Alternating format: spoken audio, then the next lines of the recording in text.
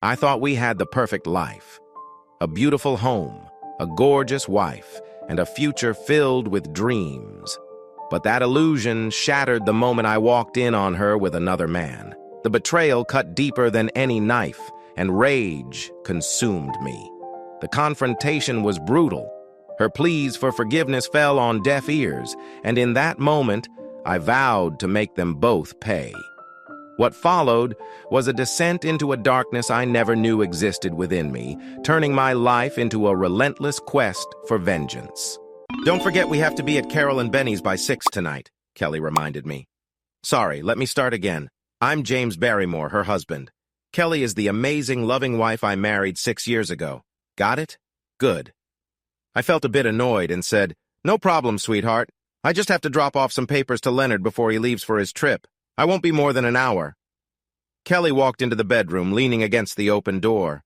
I noticed her blonde hair falling over her shoulders, but really, she has beautiful auburn hair. I can't understand why she keeps dyeing it blonde. I like both colors. "That's what you always say, Jim," she teased. I got ready to leave and reminded her, "I want your word that you won't talk about work like you always do." She rolled her eyes at me when I shortened my name, and I could tell I had annoyed her. I thought to myself, what a mood killer. I didn't understand why we spent so much time with her group of friends. I don't have anything in common with them, and I feel awkward around their wives. Kelly raised an eyebrow. "What do you mean by that?" she asked. I sighed and went on. "You know, I felt like prey at that barbecue last time. Ham made it clear she would have pulled me away if you hadn't been there, and I didn't like how much Leonard talked to you either." I saw her eyes flash with anger. "I don't like you calling our friends reprobates, Jim," she snapped. I could see this conversation was going to go nowhere good. "You sound jealous of Chad," she added. "If I had taken Pam's invitation, I wouldn't feel out of place," she said.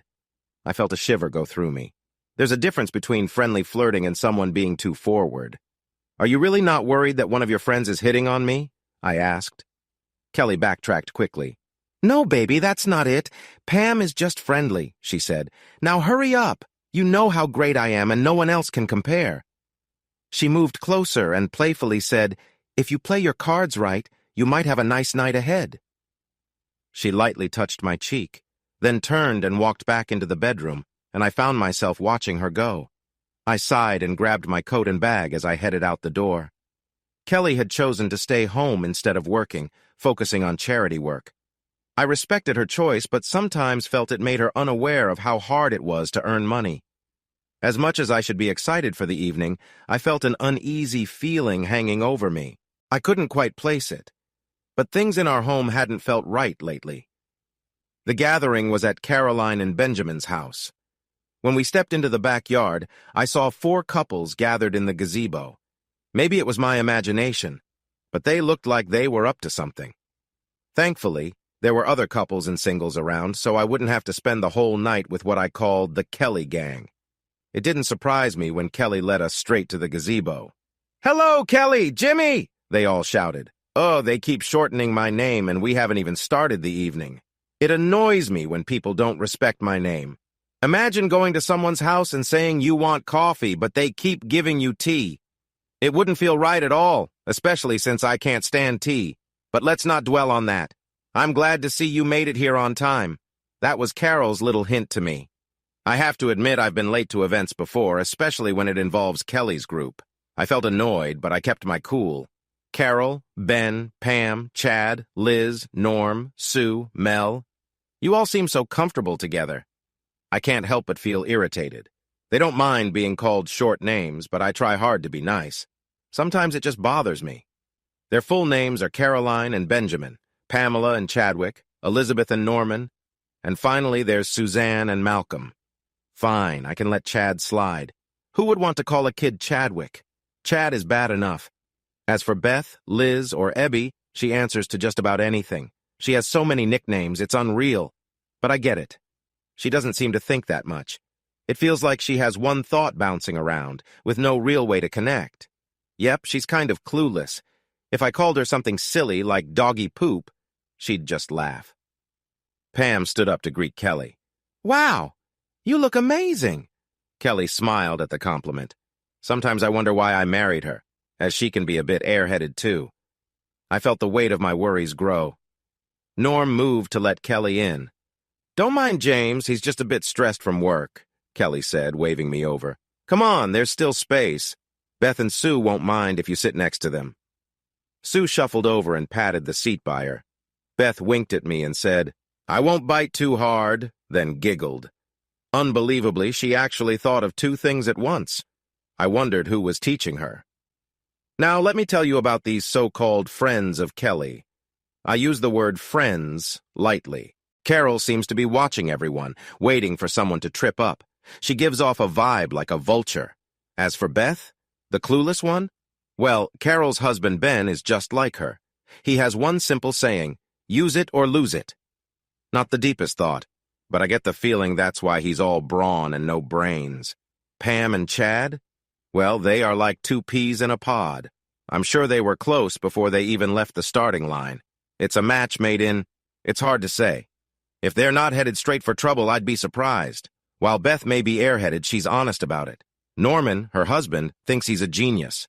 But honestly, after hanging out with Beth for ages, how smart can you really be?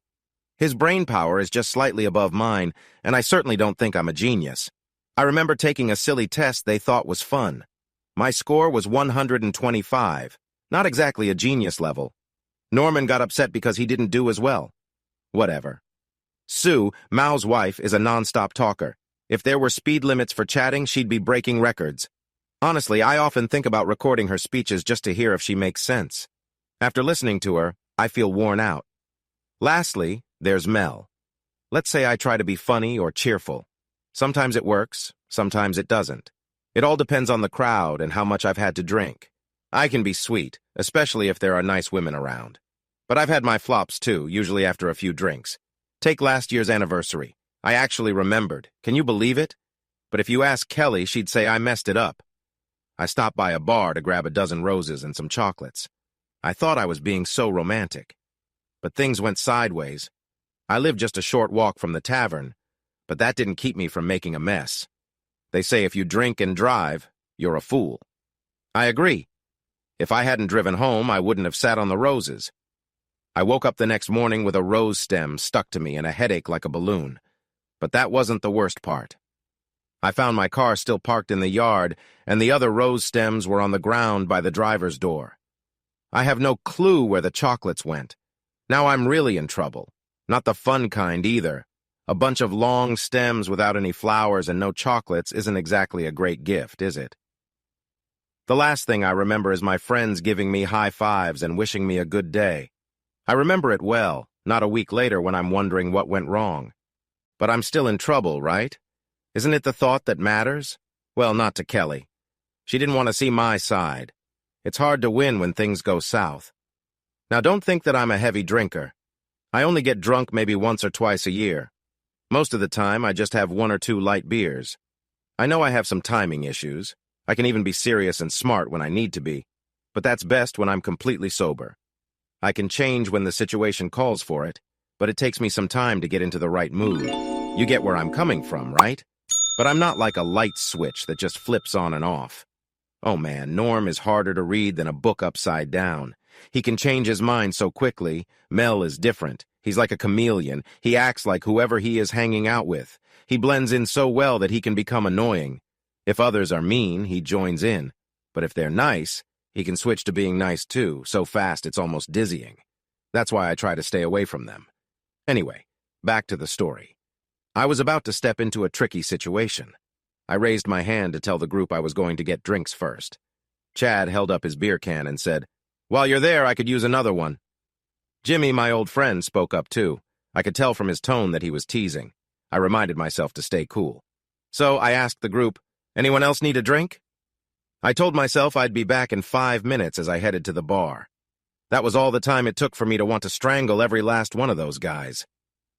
When I got back with the drinks, I spotted Liz and Sue. They were giggling like kids on a first date and patting the seat next to them, inviting me to sit. I should mention these women aren't teenagers. They're in their late 20s or early 30s. So, can you see why I think their giggles are too much? I put the drinks down on the seat and picked up my own. I just saw Franklin, I said. I'll go see how the ski boat is doing. Good old Franklin. He's a lifesaver. He really looks out for people. He should be done with his boat by now. I turned to walk away, but I noticed Kelly looked frustrated. I chuckled to myself. You brought me here, but don't expect me to join your friends. I had a little victory. After all, I'd been doing well avoiding Kelly's friends all evening while still keeping an eye on her. Kelly was always within sight, but she would disappear every few minutes, which bothered me. After chatting with a few guests, Caroline found me next to the makeshift bar. There you are, stranger, she said as she filled her glass with wine. Hi, Carol. The party looks nice, I replied, trying to keep it simple. I felt a little irritated, but I hid it. I couldn't help but notice how Caroline's dress showed off her figure. Are you having a good time, Jim? She asked, looking me right in the eye.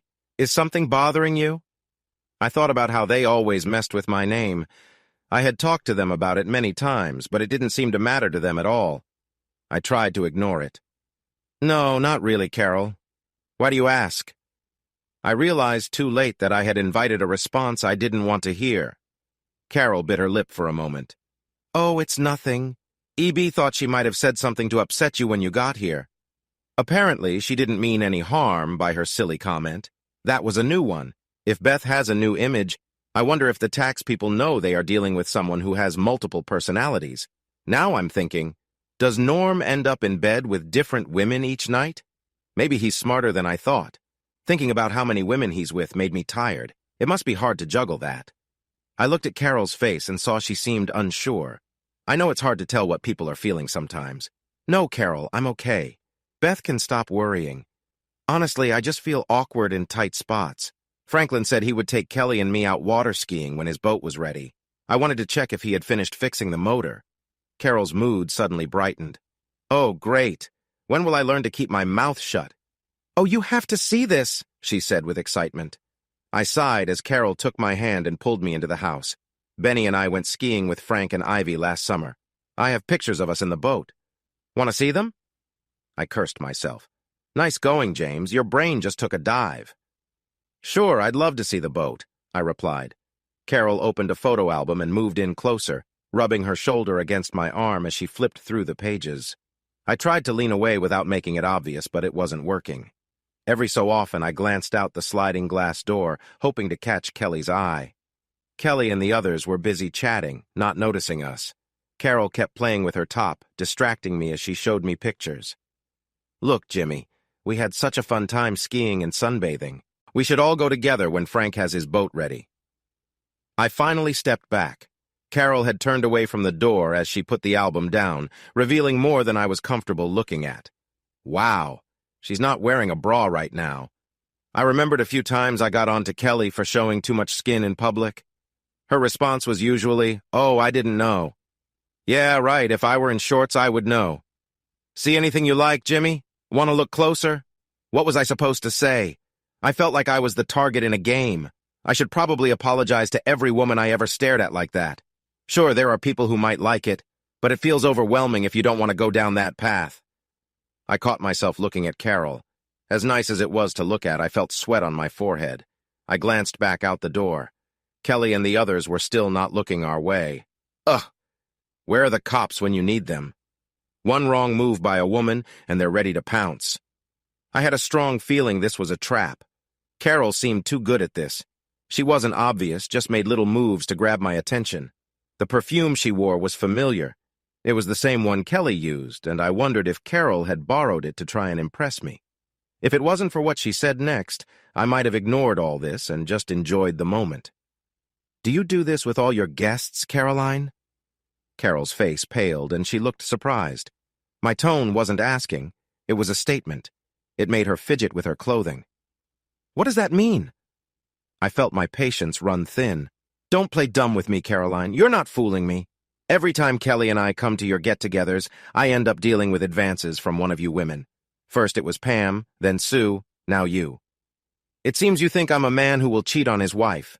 Let me be clear, Caroline. I have no plans to break my marriage vows. Carol looked like she was shrinking. I won't cheat on my wife for anyone, you or your friends. If you really cared about your husbands, you wouldn't be trying to get me to play house with you. My face showed the disgust I felt as I walked to the sliding door. I called out for my wife, Kelly. "We're leaving now." Kelly turned around, surprised. "What? You're joking. What's wrong? It's still early. Why rush out?" Carol quickly left the house. As she got to Kelly, I could tell she was asking what happened, but Carol just shook her head and walked on. Kelly entered the room, looking expectant. "We're leaving, and I don't want you upset about it," I said firmly. Kelly looked worried and glanced back at the door before turning to me. "What's gotten into you, James? What did you say to her?" Carol looked like she might cry. "I doubt that," I replied flatly. "I've had enough of these women. I want nothing to do with their games. Let's go." Kelly snapped back. "James Barrymore, take that back. They're good people and our friends.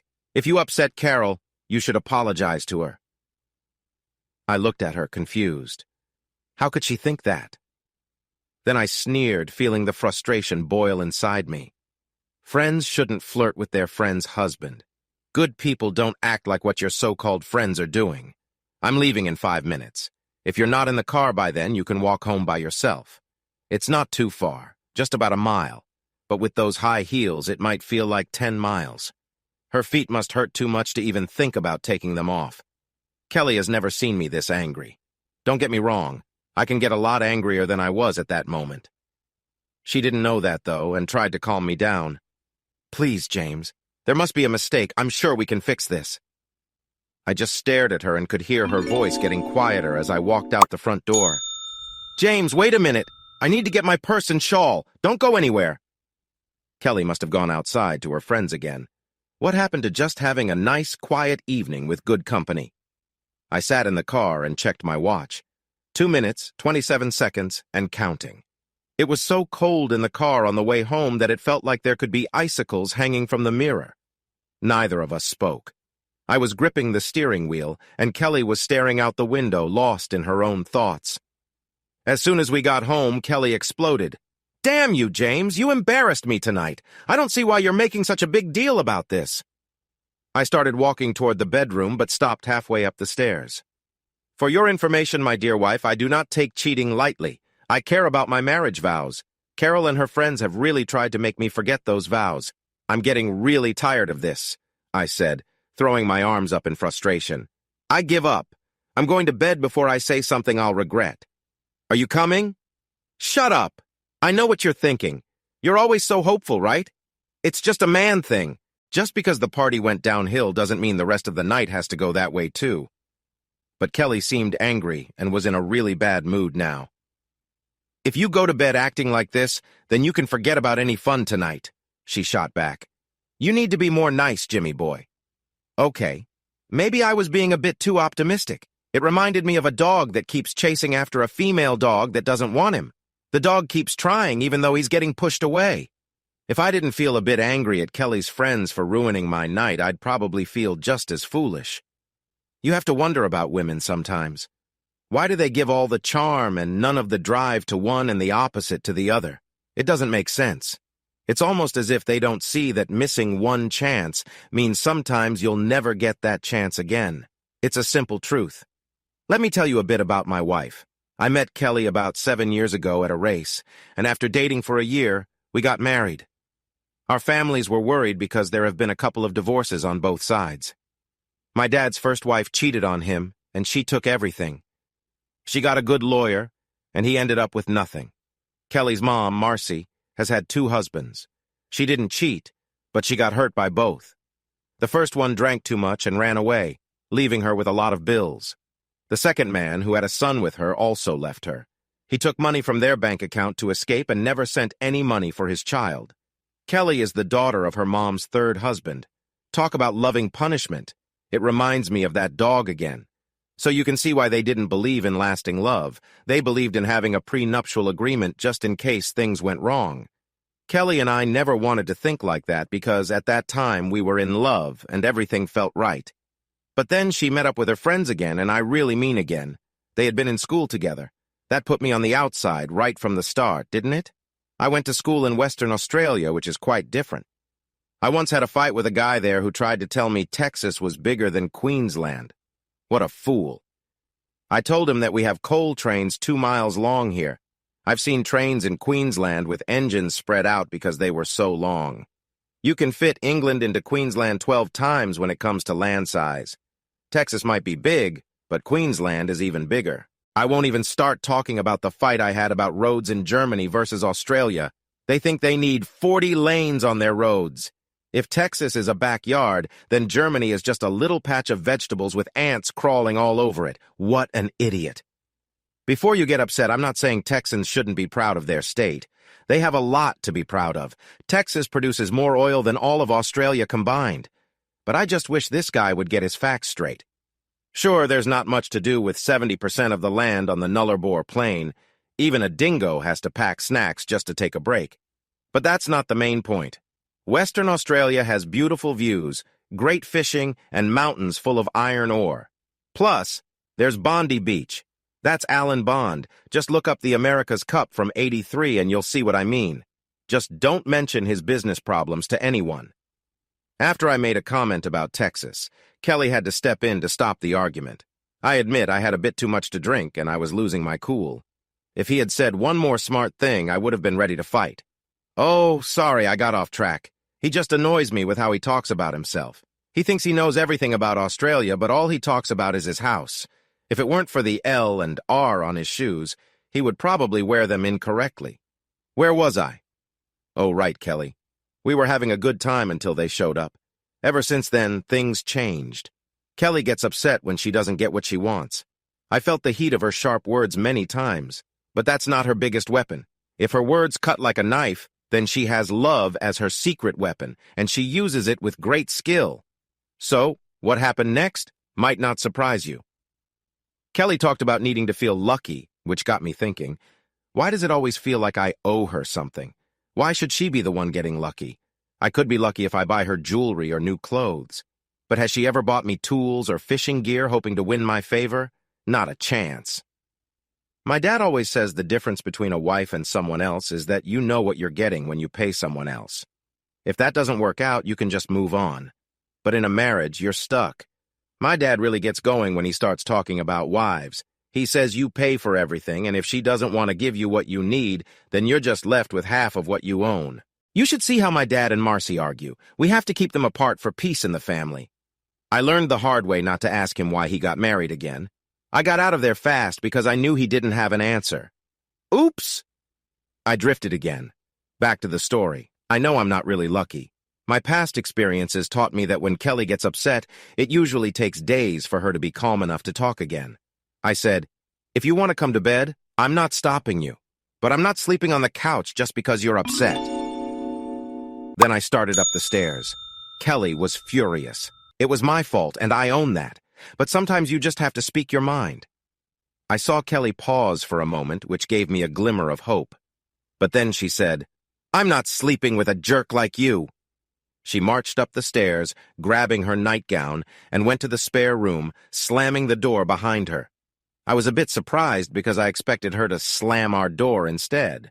So I won the argument but lost the chance for a good night together. Seems fair, right? But don't think that if you give in, you can still have a good time later. I learned that the hard way early in our marriage. If there's a fight, it usually just means more trouble later. So no, I don't back down from fights anymore. The best you can hope for is a tie. I thought that was the end of it. But just like always, Kelly had other plans. Saturday morning, over breakfast, she said, James, we need to talk. This is silly, the way we've been avoiding each other.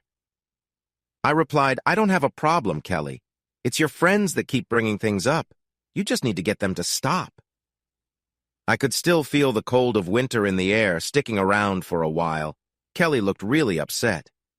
You're making a big deal out of nothing. Our friends like you and just want to know you better. That's all. It's like your name. Why do you care so much if people call you James instead of Jim or Jimmy? You shorten their names. So why can't you just let yours be shorter, like I do?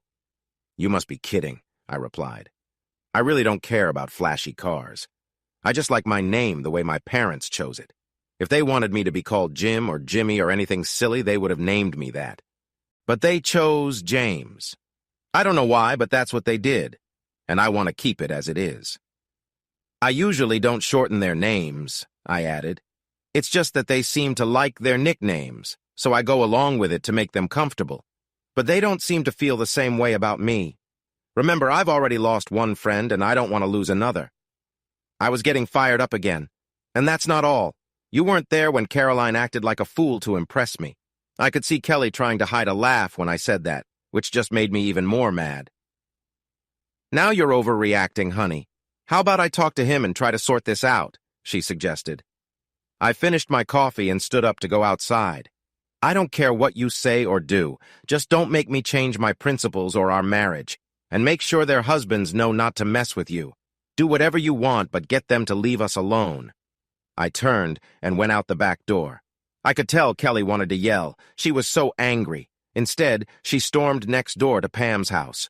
Oh, I didn't tell you. The two rabbits live next door. You could hear them having fun together from a mile away, and trust me, I'm not jealous or anything. The next morning, I left for work early to avoid Kelly's lecture. I needed to think, and I could do that best at work where it was quiet. After a full day of not getting much done, I pulled into my driveway. The sight that greeted me made me feel even worse. 3 cars blocked my garage. From the looks of them, it was clear that Kelly was hosting her giggling friends. I opened the door and was met by a chorus of laughter as Kelly turned to greet me. Hey, that rhymes! I'm a poet and didn't know it. Sorry, I'll be quiet now. Hi, sweetheart. You look tired. Come sit down.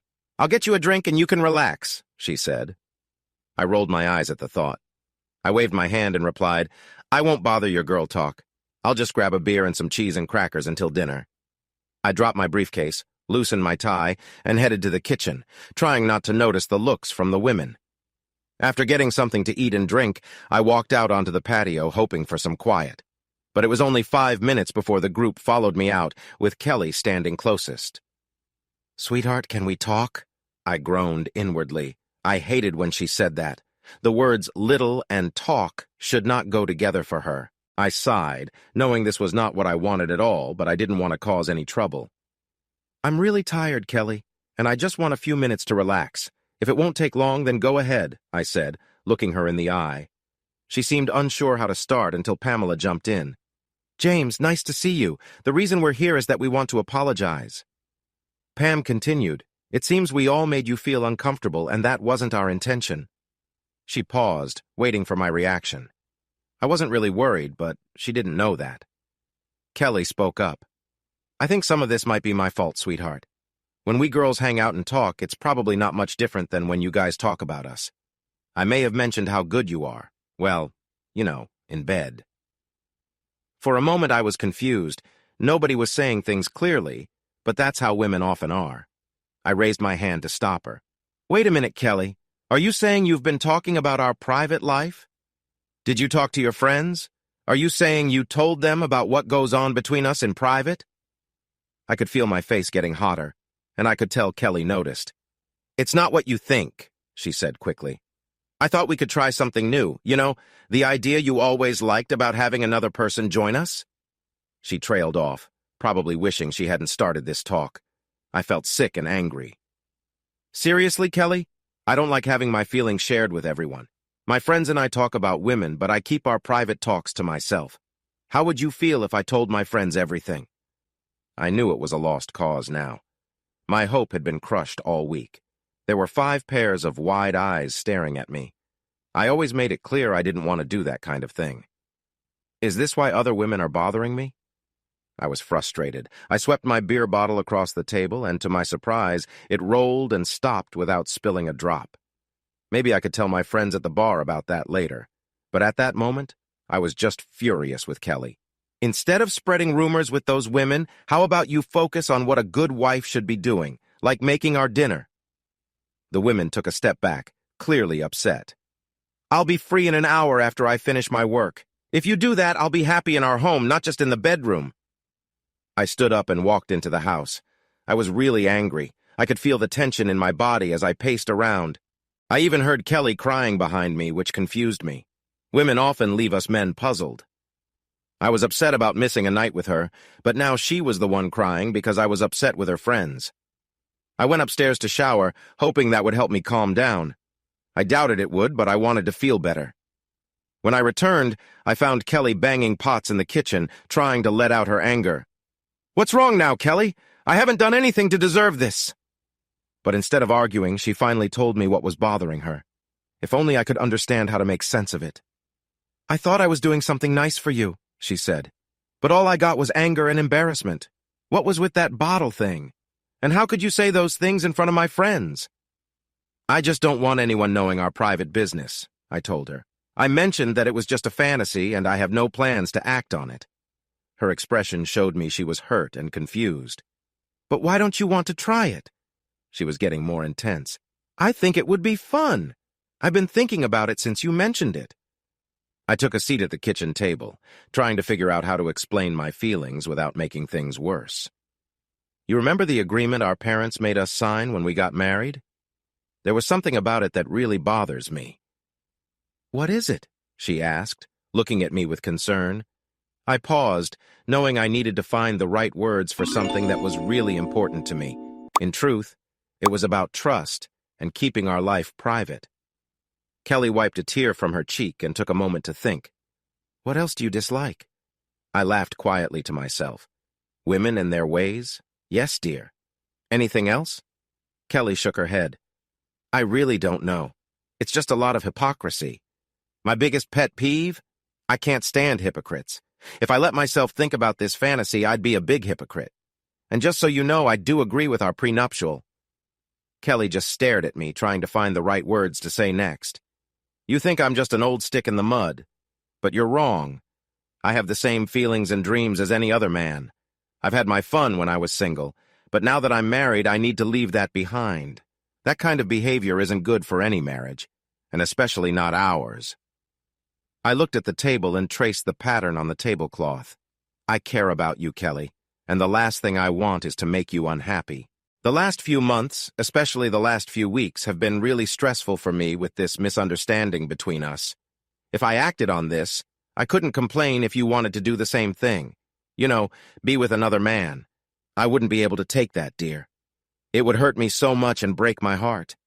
So I set my dreams aside for the sake of our marriage. I do this for you, Kelly.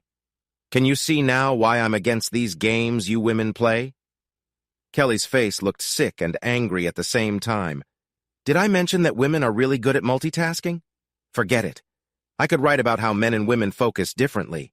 If you really want to know, just email me, and I'll respond." "Okay." She took a few deep breaths, and I could tell she was trying to calm down. Kelly was getting fired up. "So what you're saying is that what's good for the gander isn't good for the goose. That's not what I'm saying, Kelly, and you know it. I'm saying some dreams are better left as dreams." Kelly's face grew firm. I could see the muscles in her neck tighten. "You talk about hating hypocrisy and then you act like one. Make up your mind, Jim. Which is it? You can dream and I can't?" I lowered my head. I had seen this before. When Kelly gets upset, she stops listening to what is being said and focuses only on her own view. "You're not listening, dear. I never said you couldn't have a dream. I'm saying some dreams are best left untouched. Just like my dream about being with another woman. It wouldn't be fair to you because I couldn't let you do the same." Kelly crossed her arms. "Don't you think that's a little selfish?" I looked back up at my angry wife and wondered why she was pushing this so much. To her, I said, "Yes, Kelly, it is selfish and unfair. But that's where the difference is. I haven't acted on my dream and I never will. So no, I don't think I'm selfish or unfair. Let me ask you something. Since we're talking about this, why are you so upset over this small issue?" I could see Kelly go pale at the question. "What do you mean by that?" I felt my own anger rising. I didn't like where this conversation was going. It means, "Dear wife, I know how these things work. A little flirting here and there. Then it can lead to something bigger. Then someone gets hurt and your marriage falls apart. You want to give me a dream I can live with? How about you waiting at the door with a drink when I come home? I think you have more on your mind than just that." Kelly's face turned from pale to bright red in a second. I could tell she was about to explode, and it made me think she had talked to her friends about this more than she let on. Kelly seemed to be at a breaking point. She took a deep breath and said, "Okay, James, I admit I had something else in mind.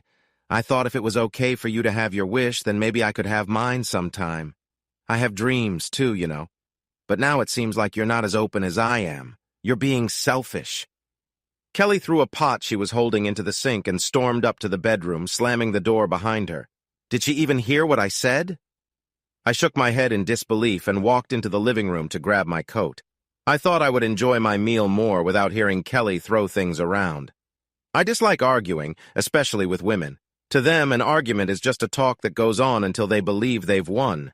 I knew she was interested in asking for something more than just a simple favor. If that's what she wanted, then she could forget about it. By the time I got back, Kelly was slightly calmer but still upset. If I wanted any peace that night, it was best to sleep in the guest room. I was still frustrated over what just happened. So the rest of the night was just like the past weeks, filled with little sleep and a heavy feeling in our home. I woke up early again. I really dislike mornings, especially like this one. Waking up early is tough for my brain. After a quick cup of coffee, I made my way to work. I wanted to distract myself from my problems, and usually work helps with that, but today it just wasn't happening. Honestly, I haven't been much use to anyone lately. "Mr. Stanton wants to see you in his office," Annette said through the intercom. As I got up from my chair, I grumbled to myself, "What now?" Leonard Stanton is the owner of Stanton Chemicals and a good friend of mine, but I wasn't feeling up to chatting with him this morning. I'm a chemical engineer. I assume you already figured that out. But just so you know, I'm not a chemist like you might think. I deal with chemical processes for big factories, creating new substances for products like glue and other things. It annoys me when Kelly tells her friends I'm a chemist. For hours, I have to deal with people asking silly questions about things I don't know, like how to treat athlete's foot or what their kid should take for diarrhea. How am I supposed to know? I could suggest some chemicals, but if that's not what you want, go ask a real chemist. Just so you know, I got into chemistry when my dad gave me a junior chemistry set for my 9th birthday. I blew up our backyard a couple of times and nearly set it on fire once. I got in big trouble for that. But seriously, how was I supposed to know that adding glycerin to potassium permanganate would cause a fire? Yeah, it was a real mess. The stuff bursts into flames, and then I really had to deal with my dad. One time, I nearly set a plastic table on fire, and it dropped into some old engine oil. I knew I was in serious trouble, and that was just one of my many accidents. Where was I? Oh, right. Heading to my boss's office. No, I haven't blown up any labs yet. "Go right in, Mr. Barrymore. He's expecting you," the assistant said. I tried to smile, but it didn't quite reach my eyes. "Thanks, Tracy," I replied. Leonard looked at me as I stepped into his office. "Don't just stand there, James. Sit down and tell me what's bothering you." Leonard and I have been friends for over 10 years. He brought me into the business right after college. "What makes you think something's wrong?" I asked. He chuckled and said, "Well, for one, you skipped your funny joke today." Leonard looks like a shorter Danny DeVito with a goatee. I've joked that if he needed money, he could work as a body double. He says I'm just jealous because he has an excuse to see someone pretty while pretending to focus. "Secondly, you're scaring everyone away. What's going on with you? You've been off for days now." He pointed to the biohazard stickers on my door. "Someone clearly is upset with you. It's bad if you didn't even notice those stickers." Leonard and I always joked around. We knew which topics to avoid, like his 2 ex-wives. "It's just a rough patch with Kelly," I explained. "Nothing too serious. I'll figure it out." "Figure it out? Don't kid yourself. You're the only wall between me and my money. You own most of the shares in our company. If something happens to you, it also affects me. I'm not saying this just to help you out of kindness. I want to see you happy because it's good for both of us. Now come on, what's really bothering you? You know I'm good with these things." When Leonard brought me into the company, I had asked for stock options instead of raises. This way I could keep control of my inventions. He agreed because he needed to start small. He didn't realize at the time that his 2 ex-wives would take so much from him, leaving me as a major stockholder. When his first wife took half, I ended up with nearly equal shares. After his second wife left, I had even more power with my shares. Now, we could stop either of them from making big decisions about Leonard's business. I finally shared all my worries. I added, "I never understood why you chose those wives. When I see you with them, I always feel like they're looking for something." Leonard listened closely. I wasn't sure if he liked talking about his past. "Well, sometimes it's hard to see the real person behind the charming smile," Leonard replied. He chuckled, but his expression turned serious. So, you think she might be cheating on you? That's the problem, Leonard. I really don't know. I can't point to anything clear to show it's true. There's no proof, no pictures, no confessions, and no one has seen anything. She's not staying out late either. I can't say what she does during the day, but whenever I call the house phone, she answers. But that doesn't really prove anything, does it? It's just a feeling I have. And now, with this silly argument we're having, it makes me even more uneasy and scared. If I knew what was really going on, I could do something. Right now, all I have are doubts and questions with no answers. I just need to know if I should have someone look into her and her friends. I can give you the names of a few private detectives who can help for a fair price. I don't want to make things worse, but from past experience, it doesn't help to wait too long in these situations, son. I wonder if Leonard has talked to my dad about this. That's just one more thing on my mind. Remember that little mess in the tool shed? Oil fires and water don't go well together. I was only 10 then, okay?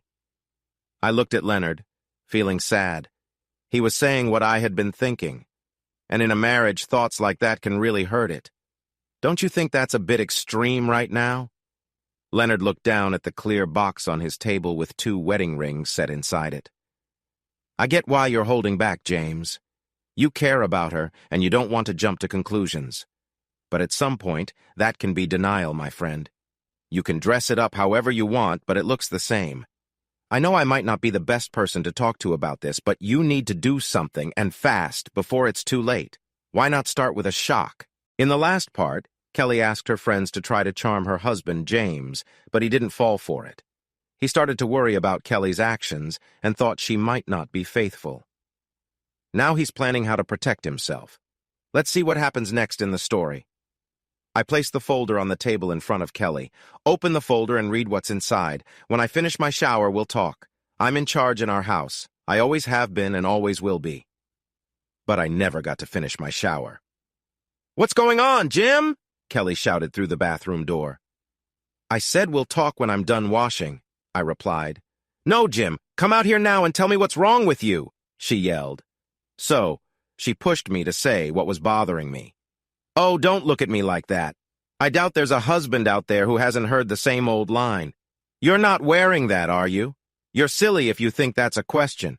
It's not. It's a statement. I'm in charge here, and you better listen. Now, if you're like most husbands who don't see the signs, the answer is right there. I do have them on, sweetheart. What do you think?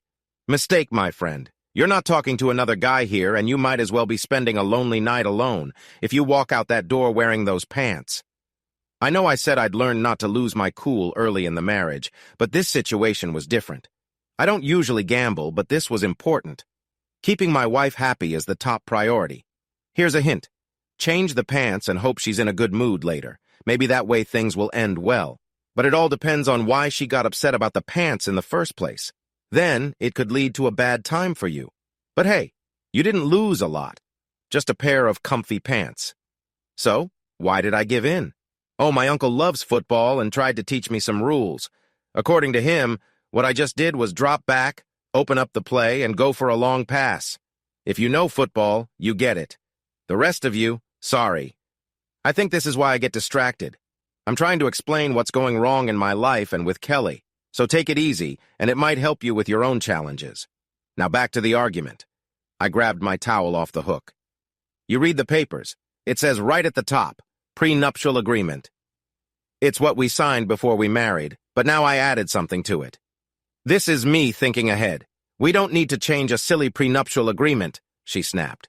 What we need is for you to apologize right now, she continued, looking angrier. Getting mad and shouting won't help.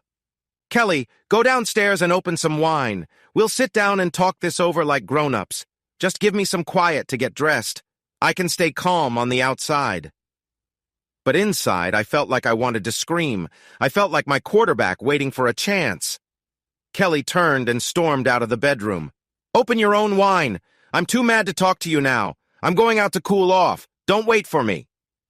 I felt defeated as I flopped back onto the bed and stared at the ceiling. Get my own dinner? Get my own wine? I don't even like wine. I prefer beer. I was trying to be nice, and where did that get me?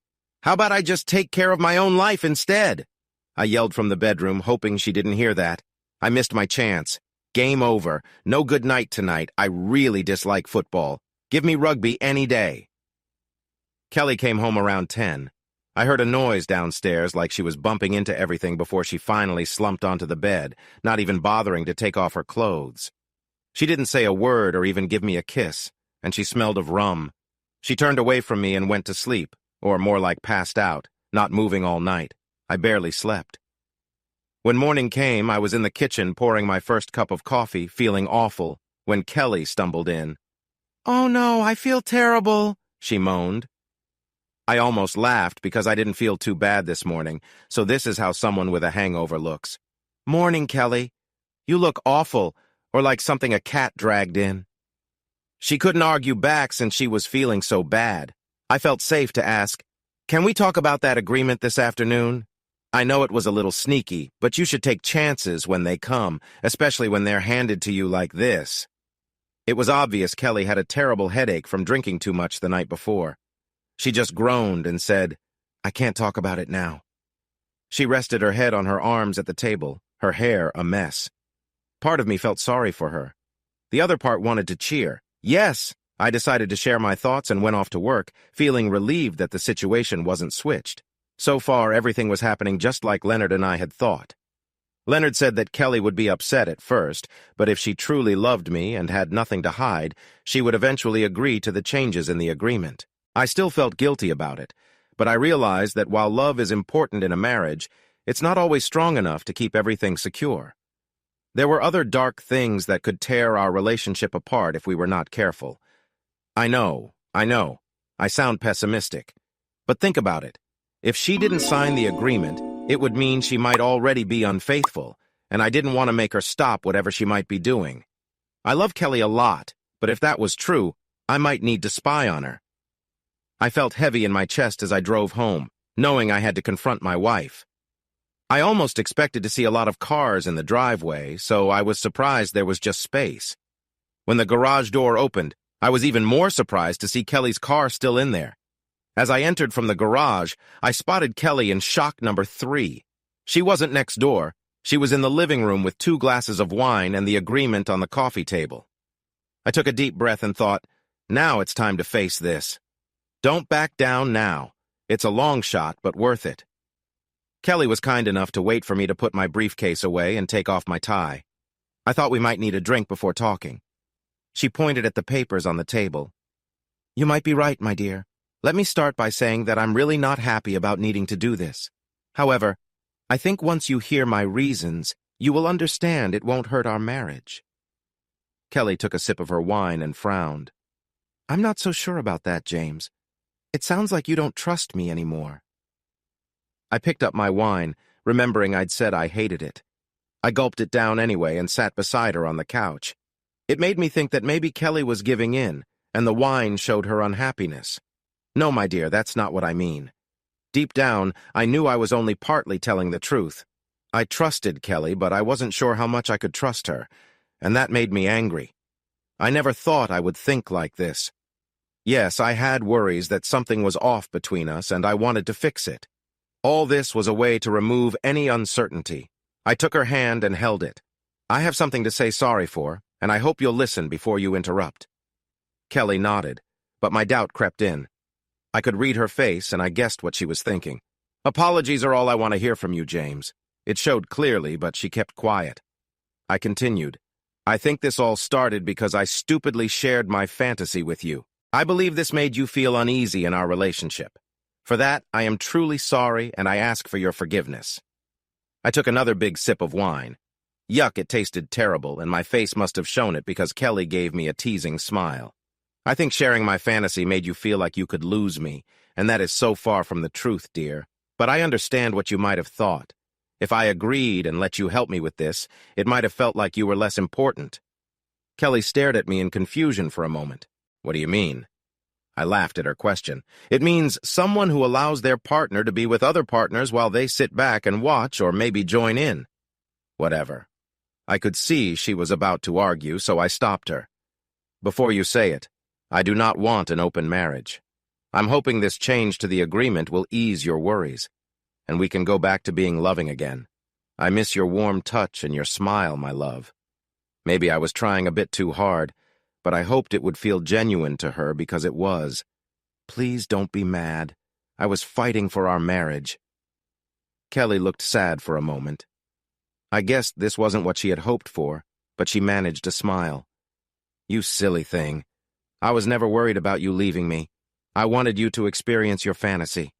I'm sorry I didn't talk to you about it first. Asking our friends for help was my mistake, and I apologize for that. I felt better and smiled. You don't need to say sorry. It was a nice thought, and thank you for thinking of me. But as I said, I could never go through with it for the reasons I shared before. I was trying to charm her. I felt certain I had won this round, and now I wanted to keep going. Kelly looked at the forms like they were about to attack her. Do you still want to sign this? I mean, do you want to send me away with nothing? Kelly bit her lip. Well, yes and no. I guess it's harder for you than for me. If we split, I might leave with just my clothes, but you would have to pay me for the next 10 years. What made you add that in? It's funny, but that's exactly what I asked Leonard when we were working on this plan. He said it would help her accept the changes. Are your skirts clean? I nodded. Of course they are. So you don't have a problem then, right? I thought helping her accept wasn't what he really meant. I'm the one who hinted at a third partner, and that made it seem like I was unhappy in our marriage. But I'm not. I love being married to you, Kelly. I just wanted to show you that I'm not trying to force this change in our agreement. I'm not being difficult or looking for a fight. I really believe this could help us through a tough time and even make our marriage stronger. Okay, that was only partly true, but I didn't want to sound completely clueless. Kelly broke down, which caught me off guard. I had already mentioned the wine, so it wasn't a total surprise, but I thought she would argue more. Wow. Yet another mystery to figure out about how women think. Okay, James, if this is what you need to make things better, I'll go along with it. But let me make one thing clear. I don't need it. And if it ever leads to a divorce and you're the one who wants it, I'll toss this agreement in the trash. I really think that's unfair, to say the least. I gave Kelly a sad smile. It may not show, but I agree with you on that. I spoke before she could argue again. Life is full of hard choices. Can you meet at our lawyer's office tomorrow at 11:30 to sign the document? Kelly went to the kitchen to start dinner while I took a quick look at the latest calls from our home phone. As I thought, the last 4 calls were to her friends. She must have been either complaining or asking for advice. I knew what Kelly would do if I ever cheated. I love my wife completely, but I also knew how she reacted to anyone who hurt her. And that agreement would definitely be part of the divorce if it ever came to that. We met 5 minutes before the meeting time, and Kelly threw one last remark in the struggle for control. I hope this doesn't take long, James. I have a lot of shopping to do before the day ends. I hated this push and pull, this battle to see who was stronger. I always saw Kelly as my equal, but this was leaving a bad taste in my mouth. I couldn't understand why she didn't see that talking and finding common ground was what made our marriage work. Instead, she seemed to enjoy this fight. My eyebrow raised with a question. All this has made me feel down, and I need some shopping to cheer me up. I have a $15,000 credit card, and I plan to use it for that therapy, maybe even max it out. So be ready for the bill from the bank, and don't say you weren't warned. She ended with a cheeky and rebellious smile. All right, this one is a draw too, though an expensive one. I knew I wasn't going to win, but $15,000 seemed excessive. Why do women love their cards so much? If it's not for nails, it's for surgeries. Then there are all the other things added to the bill, and I cringed at what Kelly said, still nodding. All for the sake of our marriage, dear. I sighed without much excitement, that old joke about wives and wallets running through my mind. Months passed with me keeping a close watch on Kelly and her new friend. While she kept seeing him, she certainly backed off a lot. I even started to talk with them again, but only a little. We finally got past that rough patch. We saw them at parties, but they mostly kept to themselves. While Kelly would sometimes chat with them, she was never out of my sight. Things at home improved a lot. Our love life got better, and I felt like I was winning. So why was I still waiting for something bad to happen? Why do you look at me like that? I understand supply and demand. Kelly might be building up her options to take control. Yeah, If she decides to cut those options, I might be the one to suffer. I didn't like that idea. I hated being on guard and felt it was changing me into a cynic, like my father. 2 months later, Leonard called me into his office again. "Damn it, Leonard, you need to stop eating that junk. How are we ever going to pull off that silly contest at the Christmas party?" Leonard looked at me from his chair, eyeing the young guy standing before him. "And no, I'm not a mind reader. If I were, I wouldn't be having so much trouble with my wife." I knew that was on his mind since he had said it to me before while tossing his half-eaten donut into the box, wearing a goofy grin. "Things must be going well at home, James," he said through his mouthful. "What makes you think that?" I replied. Leonard wore a huge smile, clearly enjoying himself as he swallowed and cleared his throat. "Because you're back to teasing me about my height. I keep telling you I'm not a little person. I barely missed that by 2 inches. "Stupid inches," he said, trying to clean a bit of jam from the corner of his mouth. "Just so you know, I'm 10 in my loafers." He shrugged like it was no big deal. I burst out laughing. "Wow, boss, maybe it's my 6'4", but you look shorter than that." "Are you wearing platform shoes? You get to go on a safari for 4 great days and 3 lonely nights," Leonard joked. "What? Oh, no, I shouldn't have said that." "Where?" I asked. "Caxton Jackson Enterprises needs a new solvent that is good for the earth.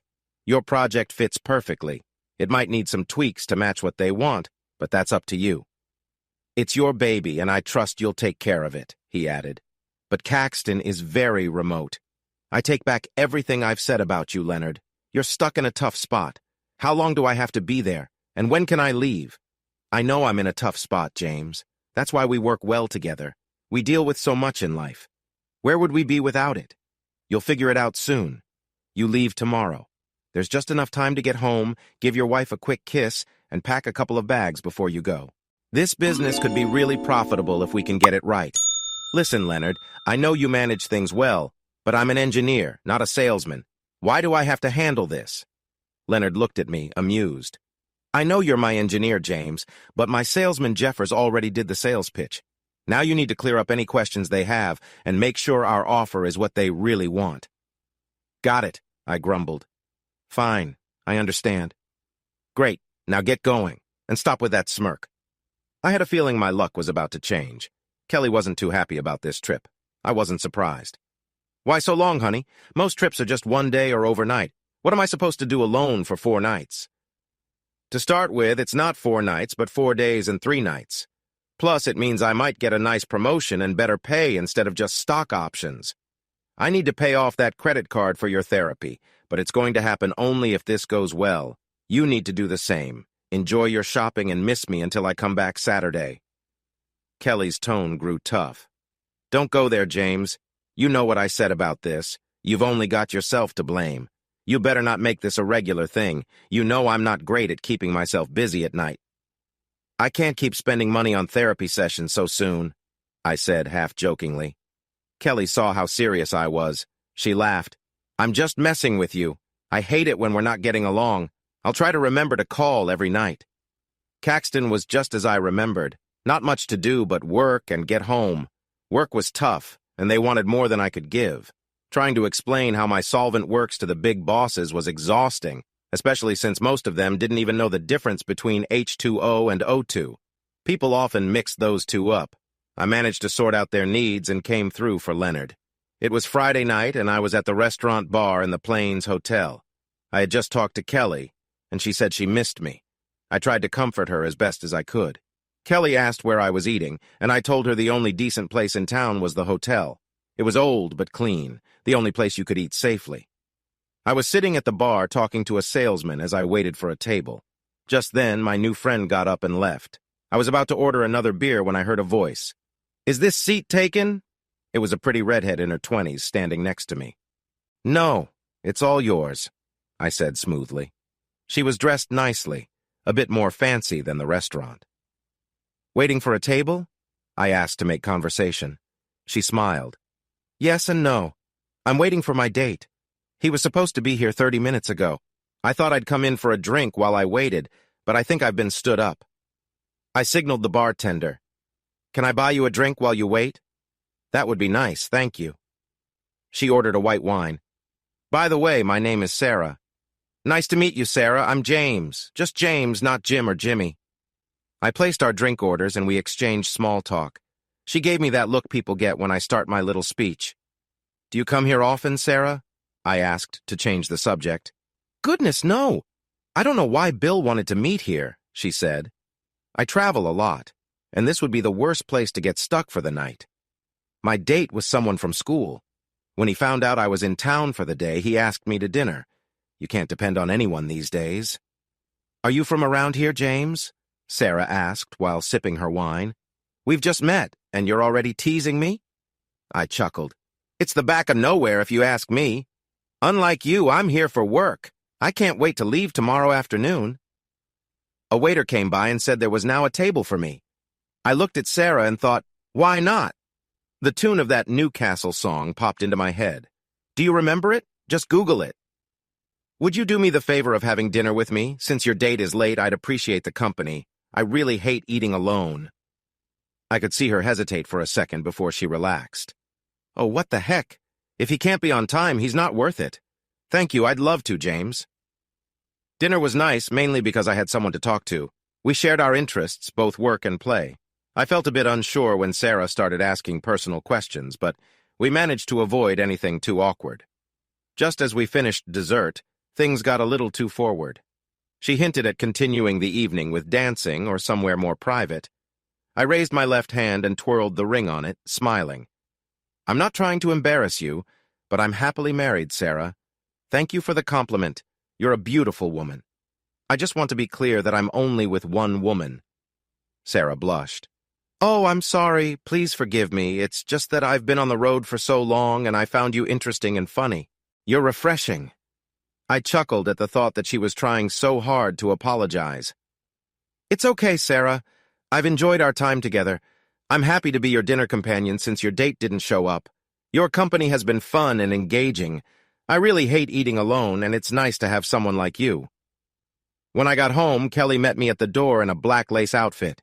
She was wearing stockings and high heels. They say women dress to impress, and let me tell you, the less they wear, the more I like it. She might not have been in only heels, but it was close enough for me to smile. I get the feeling I'm not off work yet, I said with a big grin. You're right, lover. You've got some making up to do for the lonely nights I've had, she replied. You'd be lucky if I don't tire you out. With that, she began to pull me toward the bedroom. I walked into Leonard's office feeling great. Who's the man? I asked. Leonard looked me over and replied, I see you think you're the man, but all I see is a giraffe on steroids. How did your trip go? It couldn't have gone better. I'll go back in a couple of weeks to finalize some details, but it was a success. Stanton Chemicals is looking at good profits now, I said. I also thanked him for helping with my home life. Things have been much better. Leonard paused, but then smiled and waved his hand. It's easy to see clearly when you're not wearing rose-colored glasses. He looked like he wanted to say more, but stopped. Having 2 failed marriages does that to a man, he said. I'll make sure you get a little extra in your pay this week. Good job, son. The weeks flew by, and my home life returned to normal. I was getting ready for my second trip to Caxton and worried about what Kelly might say about me being gone again. It was just overnight, but if things went wrong, I might have to stay longer. I promised I would get home as fast as I could. To my surprise, Kelly replied, I understand, sweetheart. We got through your last trip just fine. I noticed a playful look in her eyes. Barely. If you take your vitamins, you'll be okay. I know you work hard to give us a good life, and I really appreciate it, sweetie. I laughed a little. I can already tell I need to ask Leonard for a whole week off this time. This trip was no better than the last one. In fact, I ended up with more work so that I could leave this awful place a day early if I could. Long hours and tighter schedules made it a very tiring trip. My phone call home tonight would be the only thing that would make me feel better. I was sitting at my table trying to figure out what to eat when the waitress came over. Excuse me, Mr. Barrymore. Would you like some company for dinner? There's a lady at the bar who's here on her own, she said, looking at me. I turned my head to see who she meant, and wow, if she was the one I was staring at. Of course she was. She was the only woman alone in the restaurant, and she was really beautiful. Send her over, I said. Eating alone is pretty boring. The waitress helped her sit down and introduced us. "Mr. Barrymore, this is Miss Stevens. Would you like a menu, Miss Stevens?" she asked. The woman nodded and reached out her hand. "Hi, I'm Michelle. Only my friends call me Mickey. Nice to meet you, Mr. Barrymore. I hope I'm not bothering you during your meal." I nearly knocked over my chair getting up to greet her. "Not at all. I'm happy to have some company. My name is James. Please sit." I was so amazed by her that I forgot to say that I prefer being called James, not Jim. Have you ever met someone you dreamed about? Well, I can say I have now. This woman seemed so perfect, like I had ordered her to be just the way she was. She was tall and had long, shiny blonde hair. I was almost worried I looked silly staring at her. Wow, she was something else. As our food arrived and drinks were poured, the conversation was nice, but I was a bit nervous. I mean, looking at Michelle was like seeing a work of art. I felt like I could only think about her and not much else. The other thoughts I usually had were probably busy checking out how lovely she was. I could just picture my friend Norman, who would be drooling by now. But I was glad that my brain was still focused enough to keep me out of trouble and to think about what to say. But I felt something strange. Once I got over the shock of meeting someone so amazing, I noticed Michelle was taking a moment between bites, fork in hand, looking at me. "Is something on your mind, James?" she asked. I put down my knife and fork and wiped my mouth on a napkin, trying to gather my thoughts. There was something I needed to say. "Well, I'm a bit puzzled by how lucky I am lately," I said. That sounded too formal. She set her fork down and sipped her wine. "Puzzled? What do you mean, James?" She called me James again. Not Jim, which was odd because most people just shortened it. Alarm bells started ringing in my head. I took a moment to look around the restaurant. Now that I had my wits about me, I realized I needed to be more careful in how I spoke. I was here a couple of weeks ago and met another beautiful woman for dinner. And now, here I am again with another incredible woman. It makes me wonder what I've done to deserve this good luck. Michelle looked at me with her head tilted. "One might think you are being too careful, James." "Maybe I am," I admitted, feeling uneasy. "My sister just had a baby and is still in the hospital. I came here to see her, not wanting to cook for myself. I just wanted some good food and maybe a nice conversation. Is that so strange?" I smiled, trying to lighten the moment. "Not at all, Michelle. It's just that you seem so perfect. You must be around 6 feet tall. Your legs seem to reach all the way up. And your blue eyes are just stunning. They seem to shine, and your long blonde hair flows beautifully. Here's a simpler version of your text, but your other lovely qualities are great too. That dress fits you so well. It looks like it was made just for you." Michelle blushed when I talked about how she looked. "Why, James? Are you trying to charm me?" she asked, batting her eyelashes. "Thank you for your nice words, but just so you know, I am almost 5'11". I try not to be vain, but like many women, I do enjoy feeling wanted." She took another bite from her plate while I waited. I thought about how Caroline had tried to be charming, but now it seemed silly next to Michelle. It looked like Michelle wanted to say, "With your compliments, what are we waiting for?" I almost laughed, but held it in. I realized Michelle's clothes were chosen with this situation in mind. Her gestures were even softer than Caroline's. This woman knew how to get attention. "I apologize if I gave you the wrong idea," I said. "You have every right to feel proud. I'm interested in your intentions, not just your looks." I nodded toward a man in the corner. That guy seems more interested in us than anyone else. I could see why, too. It puffed up my ego to know others were jealous. I would need to tone it down after tonight to avoid seeming arrogant. That man looked familiar, but I couldn't remember where I'd seen him. It was clear that Michelle knew how to attract attention, and her smile showed it. But she seemed a bit uneasy with the direction of our chat. I noticed there were 4 empty tables around us. "I understand you want company," I said. "You look around 25 and I'm 10 years older.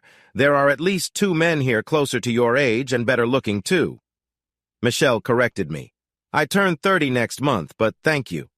She was clearly trying to get my attention back. I nodded but kept going. "I don't want to upset you, but I feel there's more to our dinner than I know. You remember that attractive woman I mentioned? She made it clear that if I was interested, the night could go very differently. Now I have you here almost offering the same." "Can you explain that to me?" Michelle took a long sip of her wine and looked away for a moment. You seem to think poorly of how others find you attractive, Mr. Barrymore, she said. I noticed she was changing the way she addressed me. You definitely stand out here, she continued, trying to keep things professional. That made me worry. Was she just trying to earn a living? I really hoped she wasn't working that way. But then a worse thought hit me, so I decided to push a little. Oh, you're good, but not good enough. This is not about your skills. My father used to say that many people will try to trick you, so don't fool yourself too. Michelle listened quietly. I know I have my flaws, many more than I'd like to think about, but I'm aware that I'm not the best-looking man in the room. I told Michelle about my wife and what had been happening lately. I saw her focus closely, and then her face changed as I spoke about the prenup and my wife's friends. So, you think your wife is trying to set you up? She asked. Yes, my dear. If it weren't for that, I might have missed what you are about tonight. Michelle sat quietly, hands in her lap. Your concerns are valid, Mr. Barrymore. That made me feel uneasy instead of proud of my detective skills. It's time to get honest, she said. I work with a group that deals with unfaithful spouses. We set a trap and wait for the cheater to fall into it. I could see my face getting tense with annoyance. Before you judge me, I want to say that I've never slept with any of the men I'm paid to attract. The man in the corner is my bodyguard in case things get out of hand. That last part seemed like a warning to me. I nodded, surprisingly relieved to know she wasn't just some common escort. Now I remembered where I'd seen him before. I had talked to him here too when another woman arrived. What was her name? I snapped my fingers trying to think. Sarah? Yes, that's right, Michelle said. Barrymore, my partner's name is Sarah and we work as a team. It's smarter for us to keep an eye on you rather than try to get you alone. Your wife came to us with worries that you might be cheating while you were away on business trips. She gave us your photo and where you usually go, and then it was up to us to follow through. This time, she mentioned that you like tall blonde women. That's why I'm here now. It feels like we've both been put in a tricky situation. I nodded. So that's why you don't shorten my name like others do. Sarah knows I have a thing for guys named James, right? Michelle looked a little embarrassed, but nodded. My feelings shifted quickly from happy to sad, and then a little angry, but I kept that out of my voice. It's strange and sad to think a woman like you would choose this kind of work. Why are you in such a tough job? Michelle turned to the side, thinking, You just talked about my looks. And without trying to be too proud, you've kindly said I'm almost perfect. But I nodded. There's always something to think about, right? You're right, James. All this glamour and show come with a cost. This surprised me. There was more to her than I realized. As nice as she seemed, Michelle knew what was really important. She didn't stop using her looks, but then again, who doesn't? Kevin, the guy with me, is a great example of that cost. You said he's more attractive than you, and that's true. Like me, he can have almost any woman he wants. Michelle wiped a tear from her eye. She seemed upset, so I waited for her to calm down a bit. But with that good-looking face comes a big ego and bad attitude that's ugly inside. Michelle paused to think, then went on. He proves the saying that beauty is only skin deep, while ugly goes all the way through. He fits the bad boy type, which can be exciting for brief flings, but not great for being a good partner. For that kind of relationship, he doesn't come close to being as good as you, James. I watched as another tear rolled down her cheek, but she quickly wiped it away. Even with my good looks, I can't keep their attention for long. That's where my beauty is a double-edged sword.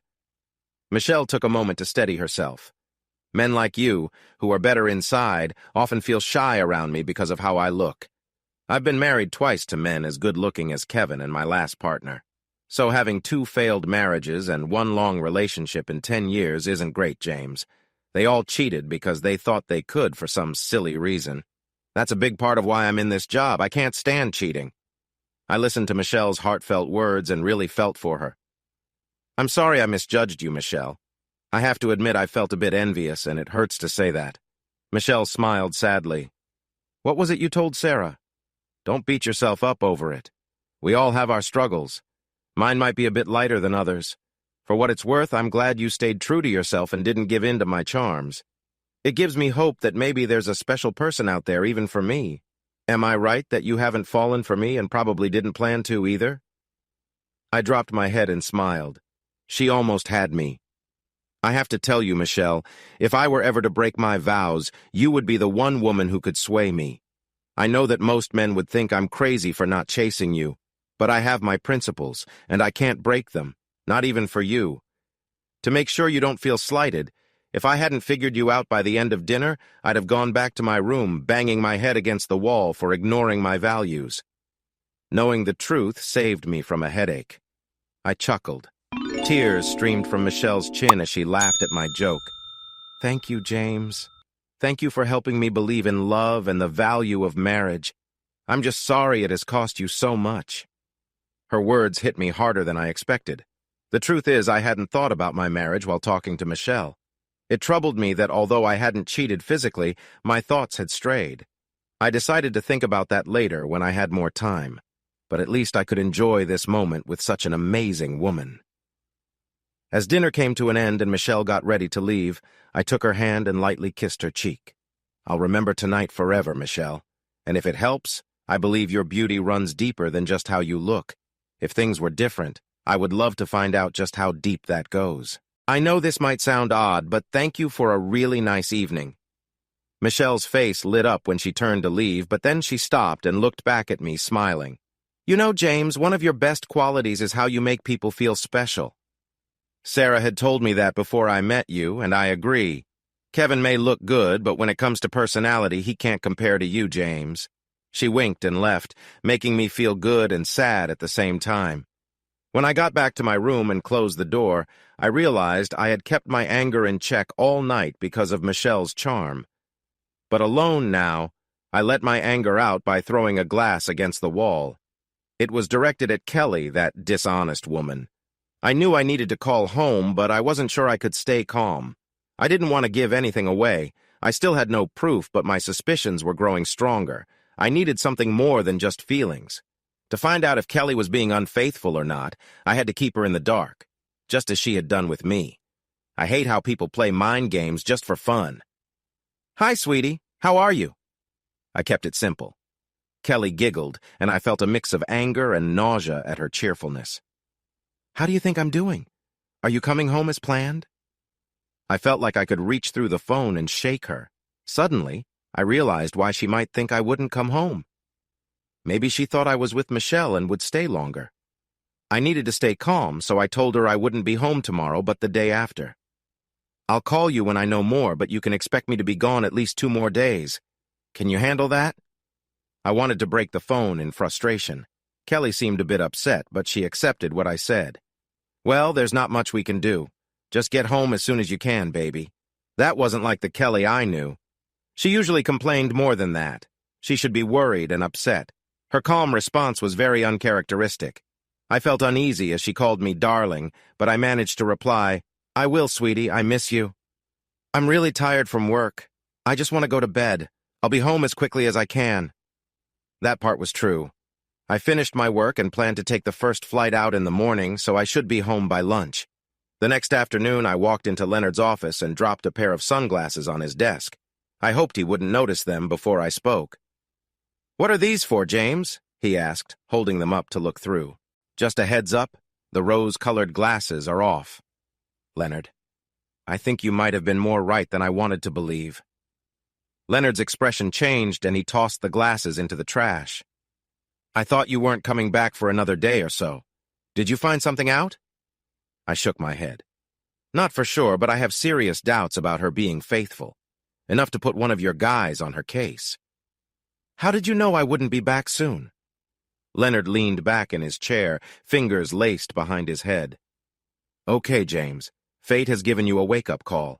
What matters now is whether you lie down and accept it or get up and keep living your life. What are you going to do? He didn't answer my question, but I figured I'd find out soon enough. For now, I had to keep it together, go home and pretend I didn't suspect anything, just like the fool Kelly thinks I am. Meanwhile, I needed to hire someone to watch her. That's going to be tough. I wasn't good at pretending, especially with feeling like I needed to follow her. I don't know who she's with, I thought.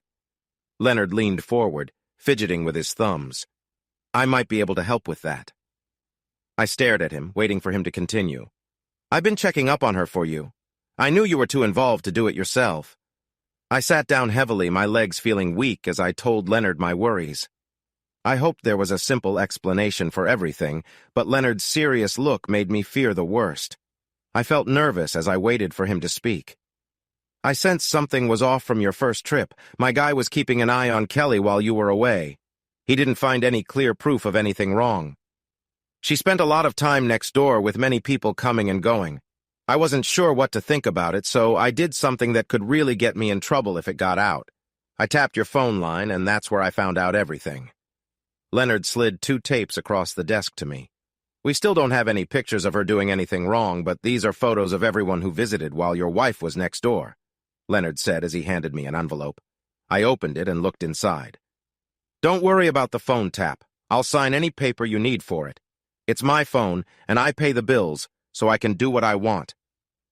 Looking at the photos, I said angrily, that's the 4.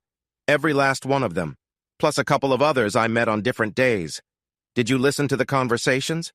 Is that why you thought I was coming home soon? Leonard nodded. Yeah. I heard your talk with Kelly last night. She called someone named Carol and set up a party for tonight next door at Pam's place. If you weren't coming home, I would have tried to get some pictures for you, though I knew it was a long shot. My boy said that all the blinds were tightly shut, so getting anything would be tough. It's up to you, James, but if you don't want to wait, we can go tonight. You won't have to pretend with her until you get some proof. I just sat in the chair and stared at my feet in disappointment. This is a real mess, Leonard. A real mess. What did I do wrong? Leonard picked up a clear box on his desk and fiddled with it. I know, James. You don't deserve this, my friend. No one does. Don't blame yourself. From what I saw, you treated her well. She just got involved with a bad group. You can't be blamed for that. She's not a child who needs someone to watch her. She needs to own up to her choices. Do you want to listen to the tape by yourself? I don't know. You've already heard it, so it doesn't change anything, does it? You being here might stop me from losing my temper in your office. Leonard knew those were statements, not questions, and didn't answer. Listening to the taped conversation was one of the hardest things I've ever done. The jokes and disrespect really made me furious and sick at the same time. I once thought I might be partly to blame for her downfall. That was until her last phone call with Caroline. With every word from Kelly, I felt my love for her fade a little more, moving towards nothing. It took a couple of days to get the tap ready for your first trip, Leonard said, sliding a tape into the player, bringing me back to that moment. It was the Friday night before you came home on Saturday. It doesn't prove anything unless you know what they're saying, and you can't really take it to court. Leonard paused and asked again, Are you sure you want to hear it? I looked at him. No way. I don't want to hear that. My wife is messing around with everyone in the neighborhood. But I guess I can't change that now, can I? Leonard, despite his serious face, looked like he was remembering his own marriage troubles. I'm sorry. I shouldn't have snapped at you like that. Leonard showed some regret in his serious expression. That's okay, friend. I totally get where you are. It's hard to deal with. I've been through this 2 times, and I can tell you, the second time wasn't any easier.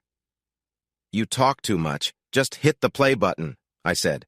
I looked up at him, and he gave me a sad smile. Hi, Pam. Is everything ready for tonight? A voice said from the tape. Sure is. What time will you be over? If he calls on time, it should be the same as Wednesday night. My stomach dropped. She didn't wait one night to go off with who knows who. I remembered her words when I got back from my first trip. You have some work to do to make up for the 3 lonely nights I had to deal with. Yeah, right. I thought she wasn't feeling so lonely now. You're going to wear us out, girl. Just have those cards ready. I'm feeling lucky tonight. We'll be waiting, Kel. Leonard, stop the tape. Is that all we have from my first trip? Not much, I know. The rest is yours. And her call that night. Nothing for the next day either. It would have been good to have the tap running before you left. But I didn't want to say anything until I had some proof. Like I said before, it sounds like she's just going over for a card game, which isn't necessarily cheating. If it weren't for the photos of everyone, then I wouldn't have kept up the tap. Leonard put in the second tape. This one is a bit worse, though. I would soon find out that Leonard often understates problems. He hit play, and there was small talk about her mother and charities Kelly was involved in. Then came the recording with me from last night. That's when everything fell apart. Yeah, Carol, it's me. I just got off the phone with Jack, Ash, Jimmy. He's extending his trip. Are you sure? That's unusual, isn't it? You bet. I'm sure the blonde woman finally got to him. But don't jump to conclusions, Kel. Think about it. He's in Caxton, for crying out loud. That's so far away. You should have heard him going on about his first trip. There can only be one reason he's staying longer, and that's because he feels that I'm sure he hasn't even made a move on that woman yet. I know how he is. He'll be taking his time so he doesn't scare her away, that is, if he ever gets close to her at all. But that's not our concern. The plan is to keep him thinking he can have her, and I'll have the upper hand. It sounds promising. It's your call, Kel. You bet it does, guys. There's that saying about how men can only focus on one thing at a time. I knew he couldn't help himself with that blonde woman we heard about. She fits right into his dream girl image. We really lucked out there. I think we should celebrate. How about planning a party for me? I'm not sure, Kel. The last thing we want to do is rush things. We've all had a great 6 months with you, but let's not jump ahead. We don't want Jimmy to think you're playing games with him. I know, Carol, but I'm feeling really excited about this. I was thrilled when he shared that fantasy of his. It was a bit silly, but it made me think of possibilities. All those tricks he tried to play just annoyed me. The first woman they picked wasn't what he liked. Sure, he can be a bit of a hypocrite. But he does know what he wants. After all, he married me, didn't he? Then there was silence on the phone, followed by laughter. I think you need to tone it down a bit, Kel. You can be a bit vain. You told me it would be better to have him around, remember? Well, that didn't work out so well. You could have joined a club instead. Not really, sweetie. I don't want him getting anything I wouldn't give him at home. That's why I let you and the others try to charm him. This way, I have control over what happens. More laughter and some noise. Wait a second, Carol, I'm making myself a cup of tea. A little more silence. All right, I'm back. We stopped our fun when he was home since he wouldn't notice any of you and got upset when we pushed him. I wouldn't have signed that messy thing if we hadn't come up with a plan to trap him.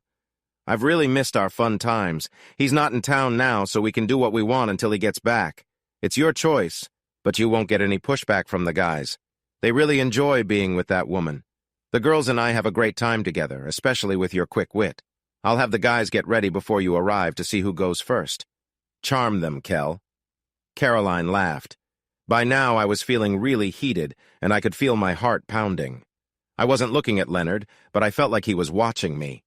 I was staring at a brass urn in his office and imagining what it would be like to hit each of those jerks. By the way, tell the guys I want my favorite dessert. One from each of them.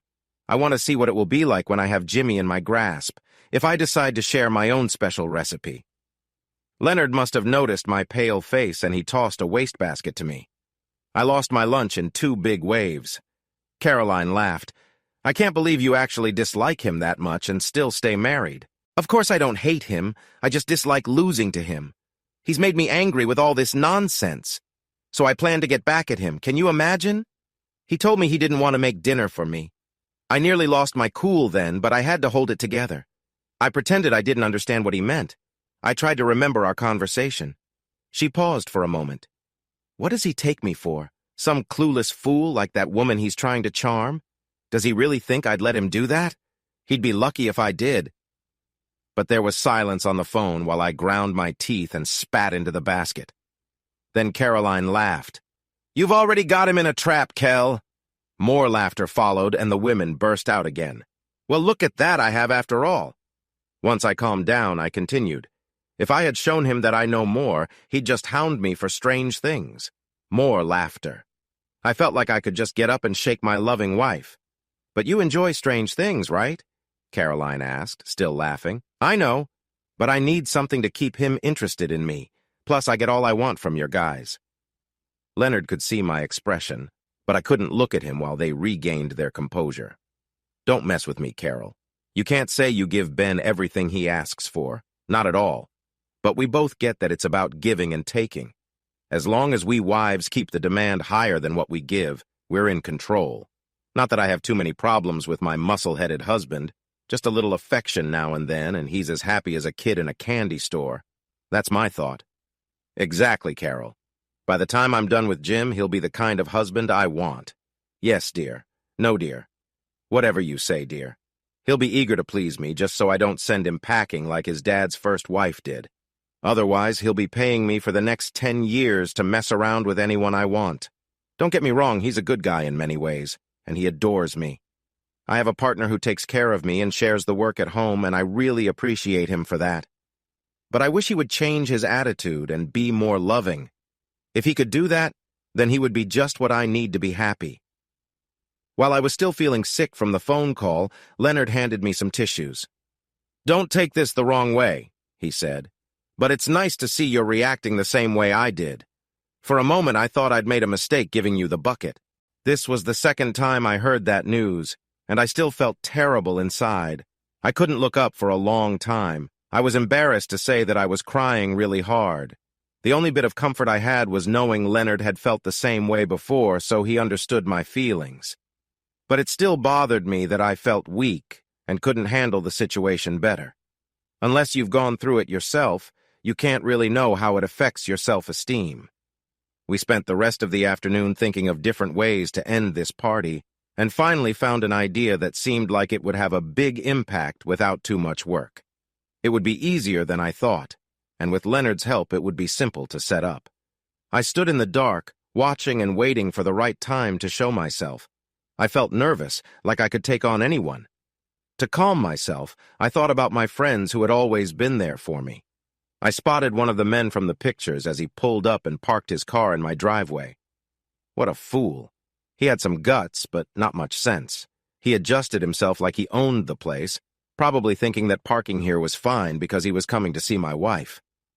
As he walked out through the gate, I stepped out from the bushes and pushed him against a car parked by the street. I was angry.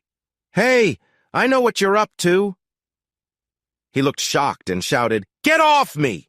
I kept my weight on him. It made me feel better to see fear in his eyes. "Steve, right? I'll let you go, but only if you help me. Look around, Steve. It's not just me in this." His face turned pale. He might have been a scumbag, but he was smart enough to realize who he was dealing with. As soon as he realized I was Kelly's husband, he understood everything. "What are you going to do? I can just leave, and you can't prove anything." "Think again, stupid. You're parked in my driveway, and if you try to go back, I'll call the police. I have pictures of you with my wife from before. That's how I know you're here tonight. While you sit in jail, I'll also be adding you to my lawsuit against you and the others." Steve laughed weakly. "Don't be ridiculous. You've been watching too many detective shows. We don't have those laws here." I smiled in a way that probably looked scary. "I figured you wouldn't know about the law. Americans call it loss of consortium. It means you'll be stuck paying for this mess for the next 20 years unless you do what I say." I was bluffing. I didn't really know how much my threats were worth. Steve gave in. "What do I get if I help you?" "You get to walk free, and I suggest you start moving, quickly." Then I, along with Trent, the private investigator, and Colin, an off-duty police officer who knew my friend Leonard, waited just out of sight as Steve knocked on the door. Chad opened the door and welcomed Steve inside. "Welcome to the House of Trouble. Come in and take a number. We have someone special here tonight." I felt sick at how he talked about Kelly, my wife. Chad laughed loudly, and before he could close the door, I charged in with Trent right behind me, ready to take pictures. Colin had his badge out, ready to step in if things got heated. The sound of the camera snapping and the bright flash filled the room. It was a strange time to think about how funny it was to picture Trent diving into the room like a movie hero. Inside, Kelly was with several men as Trent took pictures. When she saw me, her eyes widened in shock. She tried to escape, rolling awkwardly over the back of the couch. Benjamin just stood there with a smug look on his face. I almost laughed at how silly they both seemed. Didn't they think I would find out? Kelly peeked up, her face full of shock. "Oh no, this can't be happening." That's when chaos broke out. Men and women scattered for cover. Kelly hid behind the couch, desperately trying to cover herself. Chad stood there, stunned. "Who are you? You can't just burst into my house." I looked at him, feeling amused. "You're right about the court, but it won't be me getting sued." I turned to Trent. "Get the evidence we need." "Yeah, mate. I've got plenty, and the quality is good." Chad's face showed fear and anger. "This is breaking and entering. You can't use any of this in court." He looked pathetic. and it made me smile. Steve had slipped away as soon as we came in, and nobody noticed. Too bad for you. We both know I have exactly what I need. I pulled out a small tape recorder from my pocket. You guessed it. It was the one I had wanted to buy for a while. This seemed like a good reason to spend the $50. Senior Sergeant Peters had warned me that I needed proof of invitation. Otherwise, it might look like I was breaking into someone's home. I didn't care, though. We'd figure out the legal stuff later. I hit rewind, then play. Welcome to the House of Trouble. Come in and take a number. We have one willing guest here tonight. I turned to Colin. That sounds like an invitation to me. Senior Sergeant Peters, what do you think? Colin showed his badge and laughed. It couldn't be more of an invitation if it was made of gold. I sneered at Chad, who looked scared. You're in big trouble. Start counting your money. While all of this was happening, the others were finding clothes and trying hard to hide. Kelly was crying and struggling to put on her blouse. I felt terrible seeing my wife of 6 years like this. I walked over to where I saw her purse and picked it up. I found her keys and phone and went through the other things inside. It had the usual stuff she kept. I found a few dollars in her purse, but I decided to leave it. There's $9 here, which is like $1, 50 for every year of our marriage. When I think about what's going on now, it's so sad. You're not even worth $2,300. Pathetic. Don't even think about coming home. Kelly stopped what she was doing. Please, don't say that. I don't want to hear anything from you. I picked up her credit card and threw it at her. It spun through the air and hit the couch in front of her. That card is worthless now because all of your accounts are frozen until our divorce is settled. I hope it was all worth it. Kelly fell to the floor, crying hard. Leonard and I were sitting in our favorite bar. You know, Kelly still calls and leaves me messages every hour. I've deleted every single one. I can't think of a single reason she could give that would change anything. But you know what surprises me? Leonard took a sip of his beer. No, mate. I know what surprises me, and I can only guess what you're thinking. You still love her, don't you? I nodded. Yeah, that's true, but I'm also worried about Steve. I must have scared him because he did exactly what I told him and ran away. He didn't drive off, though. His car is still in my yard, so I can't even get into my garage. Leonard looked at me blankly. Well, that might be partly my fault. I parked behind him when you guys went next door to break up the party. Steve came out of the house like he was being chased. He saw his car wasn't going anywhere and just took off running. I have no idea what he was thinking, just that he wanted to get away as fast as he could. Leonard chuckled to himself, and I asked in a sad tone, How long will this hurt last? Leonard's face became serious as he traced circles on the bar with the bottom of his beer bottle. Based on my experience, James, the truth is it doesn't go away right away. You'll feel this for a while, but you'll get past it with the help of good friends. Trust me, I'm proof of that. If it weren't for you and some other friends, I might not be here today. I nodded sadly, looking at Leonard's kind face. 6 years to build that marriage, and it only took her 6 months to break it, and now weeks to bury it. Leonard patted me on the shoulder. Look at it this way, James. It's often darkest before the dawn. I wasn't sure if it was the look on Leonard's face or what he said, but I looked at him for a moment and then started laughing. Where do you come up with this stuff, Leonard? That's the most overused thing I've ever heard. Leonard smiled, happy to see me laugh. I had to admit that when I felt down, my sense of humor often saved me. The lack of fresh air up where your head's been must be getting to your brain. I don't just have one ex-wife. I have 2, and I've heard all those lines more than once. Want to hear some? No way. But I've been meaning to ask you. Have you talked to Colin? Leonard shrugged. Yeah. He asked if I was with you last week. I told him we were fishing to get you away from all this mess. Why?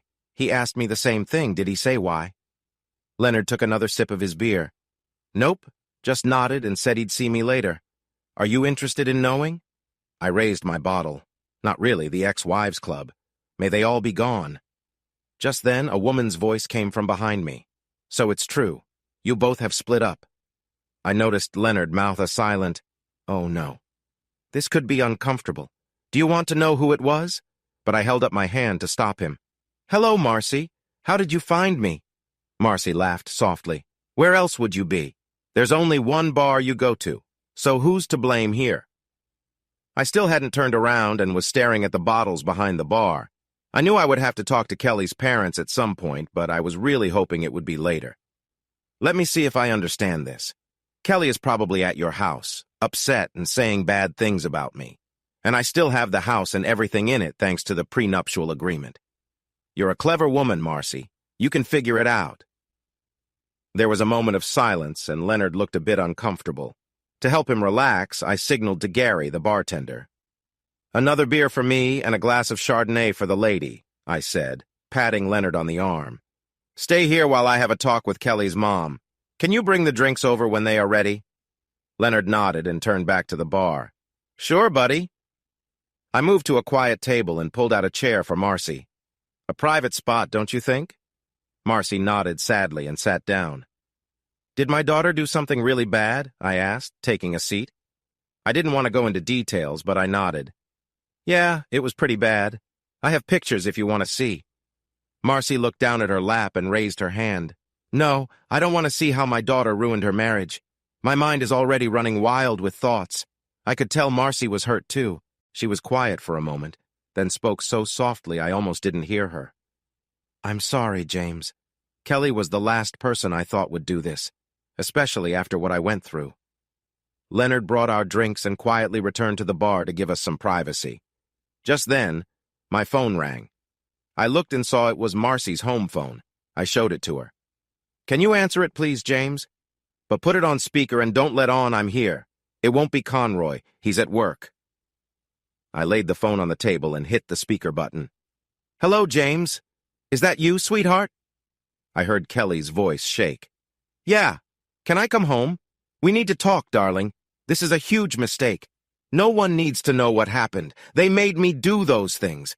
I love only you, sweetheart. I'm so sorry you got hurt. Please, we have to talk. You have to let me explain. You always said we can work out problems as long as we talk about them. Please, I'll be the best wife you could ever have. I won't make you worry again." Marcy took a pen from her bag and flipped over a coaster while Kelly was pleading with me. She wrote damage control and pointed to the phone. I nodded, asking, "Who? Don't you want to know what you did, Kelly?" There was a long silence, and Marcy decided to speak up. "Is that your mother, Kelly?" she said in a flat, serious tone. You could hear Kelly gasping as she realized her mother was on the line. "Oh, God help me, is that you, Mom?" "You better pray, my dear, because no one else will help you now. You've made sure of that." Kelly began to sob when she understood everything was falling apart. "Mom, I'm so sorry." "Shut up, Kelly," Marcy snapped, but her voice was calm. "It's clear to me now that my daughter isn't very smart. Don't try to think anymore, Kelly. That's how you got in trouble. All I want to hear from you is, 'Yes, Mom, is that clear?' Mom, listen to me for once. You're being rude." There was a long pause. "Yes, Mom." Now I understood where Kelly got her sharp tongue from. Marcy was talking to Kelly in a low voice, not losing control like most people do when they get mad. "Right now, you have two choices, Kelly," Marcy continued. "Even you should be able to choose between these. 1, hang up the phone and sit on the couch with your legs together and your hands in your lap looking down. You will wait for me to get home and then we will talk. Notice I said you and not with." "Do you hear me?" Another long pause. "Yes, Mom." Choice 2. If you can't deal with number 1, hang up the phone, get off your seat, and walk out my door. You'll only take with you what you have left from your ruined marriage. The silence was thick. "Yes, Mom." The spark in Kelly's voice was gone. Normally I'd feel bad hearing her like this, but now it felt serious. "I'll give you 30 minutes to decide," Marcy said. "Even you should be able to make the right choice in that time. But remember this, Kelly." A chill ran down my spine as Marcy continued. "If you choose to walk away, then you best keep walking. Don't ever come back to my house. You're on your own and I can't see you lasting long before you find yourself in big trouble. Do you hear me, Kelly?" Even though I was angry with Kelly for what she did, I couldn't help but feel sorry for what was going to happen to her. "Yes, ma'am." "Good. You have 30 minutes, Kelly. I hope you make the right choice, but it's up to you. Now, I want you to say you are sorry to your horse, to James, for all the trouble you caused him, and then say goodbye." There was a long silence. "Kelly?" Marcy said sharply. Then I heard her gasp and she started crying. "I'm sorry, James. Please forgive me. I don't know what happened to me. I'm really, really sorry. I'll think about what you said and try to make a better choice. I promise. Kelly's voice was shaky when she finished. Say goodbye, Kelly. Goodbye, Mom. Goodbye, James. And I'm really sorry.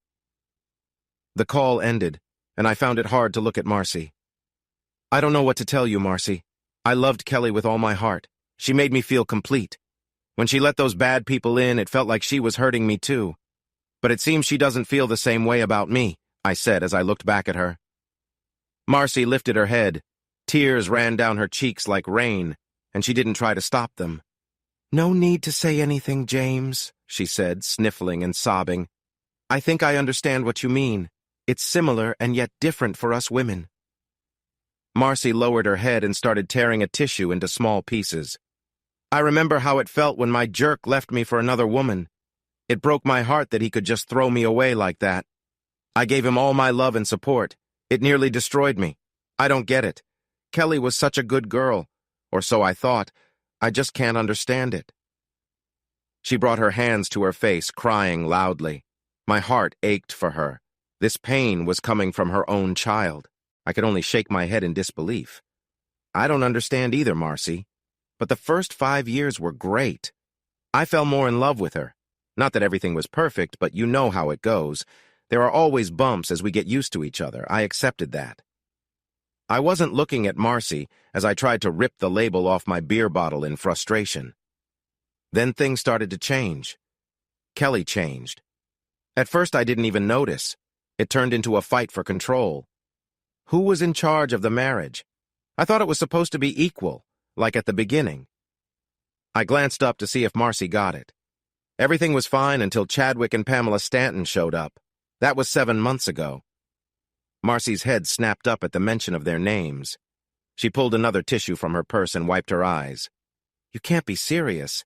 Pam Stanton's maiden name wouldn't be Gleaming, would it? I nodded and she continued. Let me guess. That bobblehead favors. What about that awful guy, Dalton? And I suppose her friends Tracy and Sue Kenmore were there too? Yes, the last names have changed, but you nailed some of their first names perfectly. Except for favors. If I'm right, you're talking about Elizabeth McIntyre, right? I don't know any Daltons, but if the name's Caroline Dalton, then that's her. I haven't heard of any Tracy, but there's a Suzanne among them. You seem to know them better than I do. Marcy's face shifted from upset to angry in a blink. Damn right I know those people. I had to pull Kelly out of 10th grade and change her school just to keep her away from the Dalton group. Carol's a total mess, and Pam is bad news. If I'd known Kelly was hanging out with them again, I would have told you to keep her away. How long have they been back? As far as I know, Kelly met up with Carol about a year ago. I thought she told you how she felt about her friends. Marcy scoffed angrily. Not likely. Her harsh words surprised me. I'd never heard Marcy use strong language without blushing. Now I understood why she had locked herself in her room and didn't want to talk about everything. Wait until I get home. That silly girl will wish she was in a morgue when I'm through with her. I was still thinking as I said, I know I've talked a little about them, but I always used last names. Since their names are different from what you knew, we somehow missed the point. Now that I think about it, Kelly always seemed to change the subject when they came up around you. Marcy shrugged, and I went ahead to explain what I'd done to try to save our marriage. Her face hardened like stone. I raised my hands. Don't worry. I won't make her follow the agreement. She can keep what she brought into the marriage, according to our original prenuptial agreement. I won't fight that. What Marcy said next shocked me. Don't you dare, James. You take what's yours. If my foolish daughter signed something so clear and still treated you poorly, she deserves everything she gets. Marcy relaxed a bit. Don't worry about Kelly. I'm sure she'll be at home when I get there. One thing I know is she hates being alone. My threat to never come home will be enough to make her stay and face the music.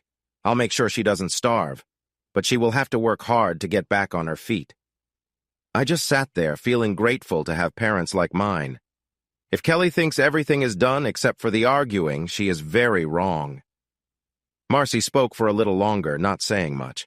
Honestly, there wasn't much more to say. As Marcy got ready to leave, she stood up and paused.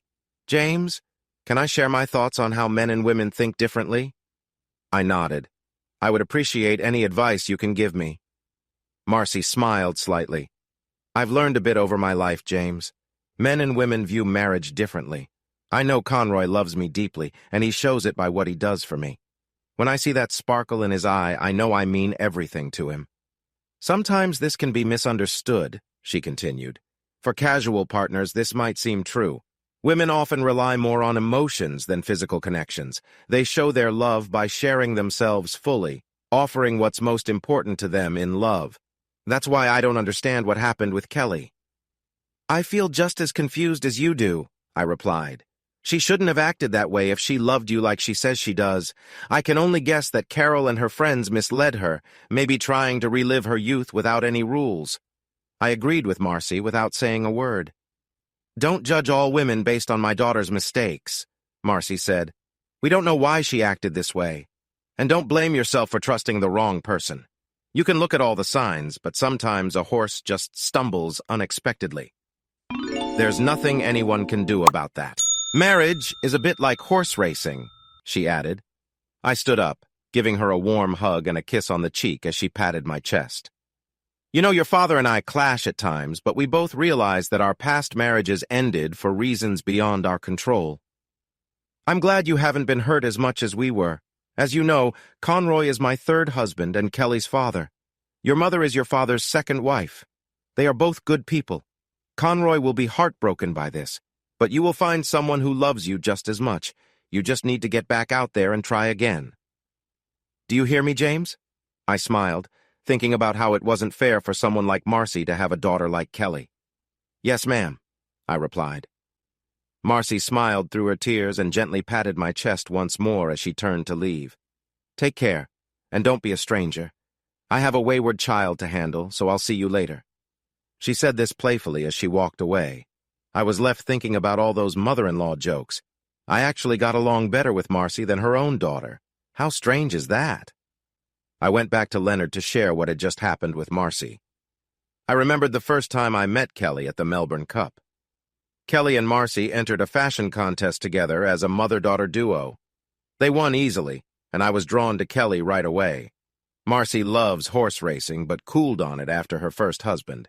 She just enjoys the thrill of the race day. Oh, and I didn't mention that Marcy taught me everything I know about racing. She is one of the nicest people you could ever meet. Marcy gave me a kind smile and rubbed my arm as she walked past. I noticed Kelly approaching me after the decree Nisi was finalized. I thought about how it took us 6 years to build our marriage, 6 months for her to destroy it, and now 6 weeks for me to let it go. 6. 6. 6. Isn't that a fitting number for this situation? All I knew was it felt right in a bad way. I was officially single again, and it did not bring me happiness to see the marriage I tried to protect now over. It didn't have to end like this, James. I have always loved you, and I still do. She said this as if it could change anything. You never called me back. You never let me explain what happened. She looked nice, dressed very modestly. I guessed Marcy must be picking out her clothes now. Kelly was wearing something different from the last time I saw her. The previous outfit was not fit for this moment. I used the term wearing loosely since, aside from her boots, she had been completely naked when I caught her. What was there to explain, Kelly? You lied and betrayed me. You disrespected our marriage. I know about the Dalton gang. Your mom told me everything, so I had no more questions. Kelly winced when I mentioned the Daltons. I know we're done, James, but we need to talk so we can feel better and move on. It's interesting how stepping back can reveal things you've missed before. I noticed Kelly seemed to want to apologize. But was it real? Would it matter? Mom said you wouldn't want to hear any excuses, and I'm not making any, she said, holding her hand up. I shook my head. Your mom is right, Kelly. What can you say to ease my pain after what you did? I saw you with all of them. What could you say to that? The answer is nothing. I could feel my anger coming back again. All you want to do is feel better about yourself, Kelly. You just want to go over every little awful detail again. That will only make me sick. Why should I let you feel good while I feel terrible? Well, forget you and your horse, Kelly. Find another way to feel better. I don't want to hear anything from you anymore. I paused for a second and then thought, can we pause that for a minute? There is one question I want answered. Why? When I clearly said I did not want to be part of that lifestyle, did you keep pushing it? That's what I still don't understand. Why didn't you back off before things got this bad? Kelly was crying and fiddling with her mother's old purse. I don't know, James. I think it was about pride. You know I hate to lose. Your refusal upset me. It felt like a challenge, and I lost my calm. What Kelly said actually made some sense. Tell me, Kelly, did you ever enjoy our time together? Was it for love or just a way to have control over me? She looked confused, and I realized she had a strange idea of marriage. For Kelly, marriage was about winning or losing. In her eyes, there could never be a win-win. So for her to win, I had to lose. How messed up is that? Before Kelly could answer, I heard a voice. Hello, stranger. I knew who it was right away. What is it about me that makes women think it's okay to sneak up on me? I turned and said, Hi, Michelle, good to see you. What are you doing here? I noticed another woman beside her, Sarah. What a nice surprise. Hello, Sarah. Long time no see. You look as lovely as I remember. Sarah smiled. Too long, James. Way too long. You look good, too. I'm sorry for what happened, but I had to do my job. I hope you understand. I smiled back. No hard feelings. It wasn't your fault, Sarah. Did your date really stand you up, or was that just an excuse? Sarah blushed. Yes, my date stood me up. But you were kind and gentle when you turned me down, so I forgive you. I gave her a light kiss on the cheek, and we both smiled. I was happy to see them both again. Kelly looked shocked. What are these two doing here? Michelle giggled. Oh, my, James, what did you see in her? It was clear she wasn't really asking because she turned to Kelly. Don't you recognize us, dear? The agency described us, but they didn't show you our pictures. We are the women you pushed your husband towards, and we have a mission. With that, she twirled around. You paid good money for the best. I make you look like a mess, don't I? Bet that makes you feel sick inside. It must have been hard for Kelly, especially since she was wearing her old clothes. I thought to myself, this must be what name-calling is like for women. Do you get what I mean? Do you want to fight? I could feel tension rising. I didn't want to get in the middle of a fight. Have you ever tried to break up a fight? Don't do it unless you want to get hurt. Trust me, I learned my lesson once. I got in trouble when my girlfriend at the time fought with a woman who thought my girlfriend was with her man. Later, I found out the other woman was right, but I didn't know that then. I don't even remember who hurt me, but I ended up with scars that looked terrible. I told my friends I got them while being adventurous. They were impressed, but really I got hurt in a silly fight. Michelle tossed her long hair back. That was a dumb thing to do, Kelly. Get a clue. It's not roses you're smelling. Only a fool would act like you did. Kelly turned pale at Michelle's sharp words. I thought Kelly was good with words, but Michelle was even better. I started to relax and even chuckled. I was thinking the same thing. I didn't know what hurt more, Kelly's betrayal or that I fell in love with someone so foolish. What did your mother say, Kelly? Michelle and Sarah looked curious, so I told them, which made Kelly unhappy. I said, My daughter hasn't got the brains of a grasshopper. The two women burst out laughing at Kelly, but I have to think about what this means for my preferences. Michelle touched my arm while she tried to stop laughing. Kelly did not like that at all. It means you cared for her and trusted her completely, which is how it should be. And for me, that really matters. I smiled. So how did you know I'd be here? Michelle chuckled again. Have you forgotten? I worked for a place that gathers information about people. I've been watching you since our dinner. I almost met you at that bar you like. But an older woman got there first. You might want to ask about her. Who was she? I raised my eyebrow, remembering my meeting with Marcy. Kelly can tell you. After all, Marcy and I were talking hands-free on the phone at that time, right, Kelly? Or should I say that her mother was talking and all you said was, Yes, Mom, if I recall correctly. Kelly looked down, shaking as she cried. So I turned back to Michelle. So you've been watching me then? I know that sounds bad, but I actually felt good about it. Michelle's shy smile was cute. Yes or no? I heard there was a new eligible man out there, so I thought I'd try to get in early with my offer. Good men are very rare these days. I felt a little regret when I saw you with Marcy. Is this true? I nodded, but she didn't stay long and the kiss on the cheek was just friendly. Then you went back to your friend, and I thought it wasn't the right moment to interrupt for my own reasons. So I left. She wrapped her right arm around Sarah's waist. That's when I asked Sarah to help me show you what I can offer. That is, if you think it might be in your best interest to spend time with me. There go those eyebrows again. For a moment, I was speechless. What did she just say? Michelle noticed my surprise and pressed on. Sarah nearly hugged me to death for making this suggestion. She smiled and gently rubbed her finger on Sarah's cheek. Then she brought her hand to her mouth, but didn't try to whisper. I heard you have this little dream that Sarah and I could help you with. Michelle gave me a mischievous smile, raising her eyebrow invitingly, then trailed her fingers down the side of her face. That was it. My brain went blank. I really needed to adjust myself, but I couldn't without being obvious, so I just dealt with the discomfort. What do you think, James? You came to try. There go those eyebrows again. There's nothing we wouldn't do for the right man, and I know both Sarah and I are interested. Why am I thinking about that silly dog? Kelly stood there, stunned by the two women. She knew she was pretty. I thought so, too. But we all knew she couldn't compare to either of these two.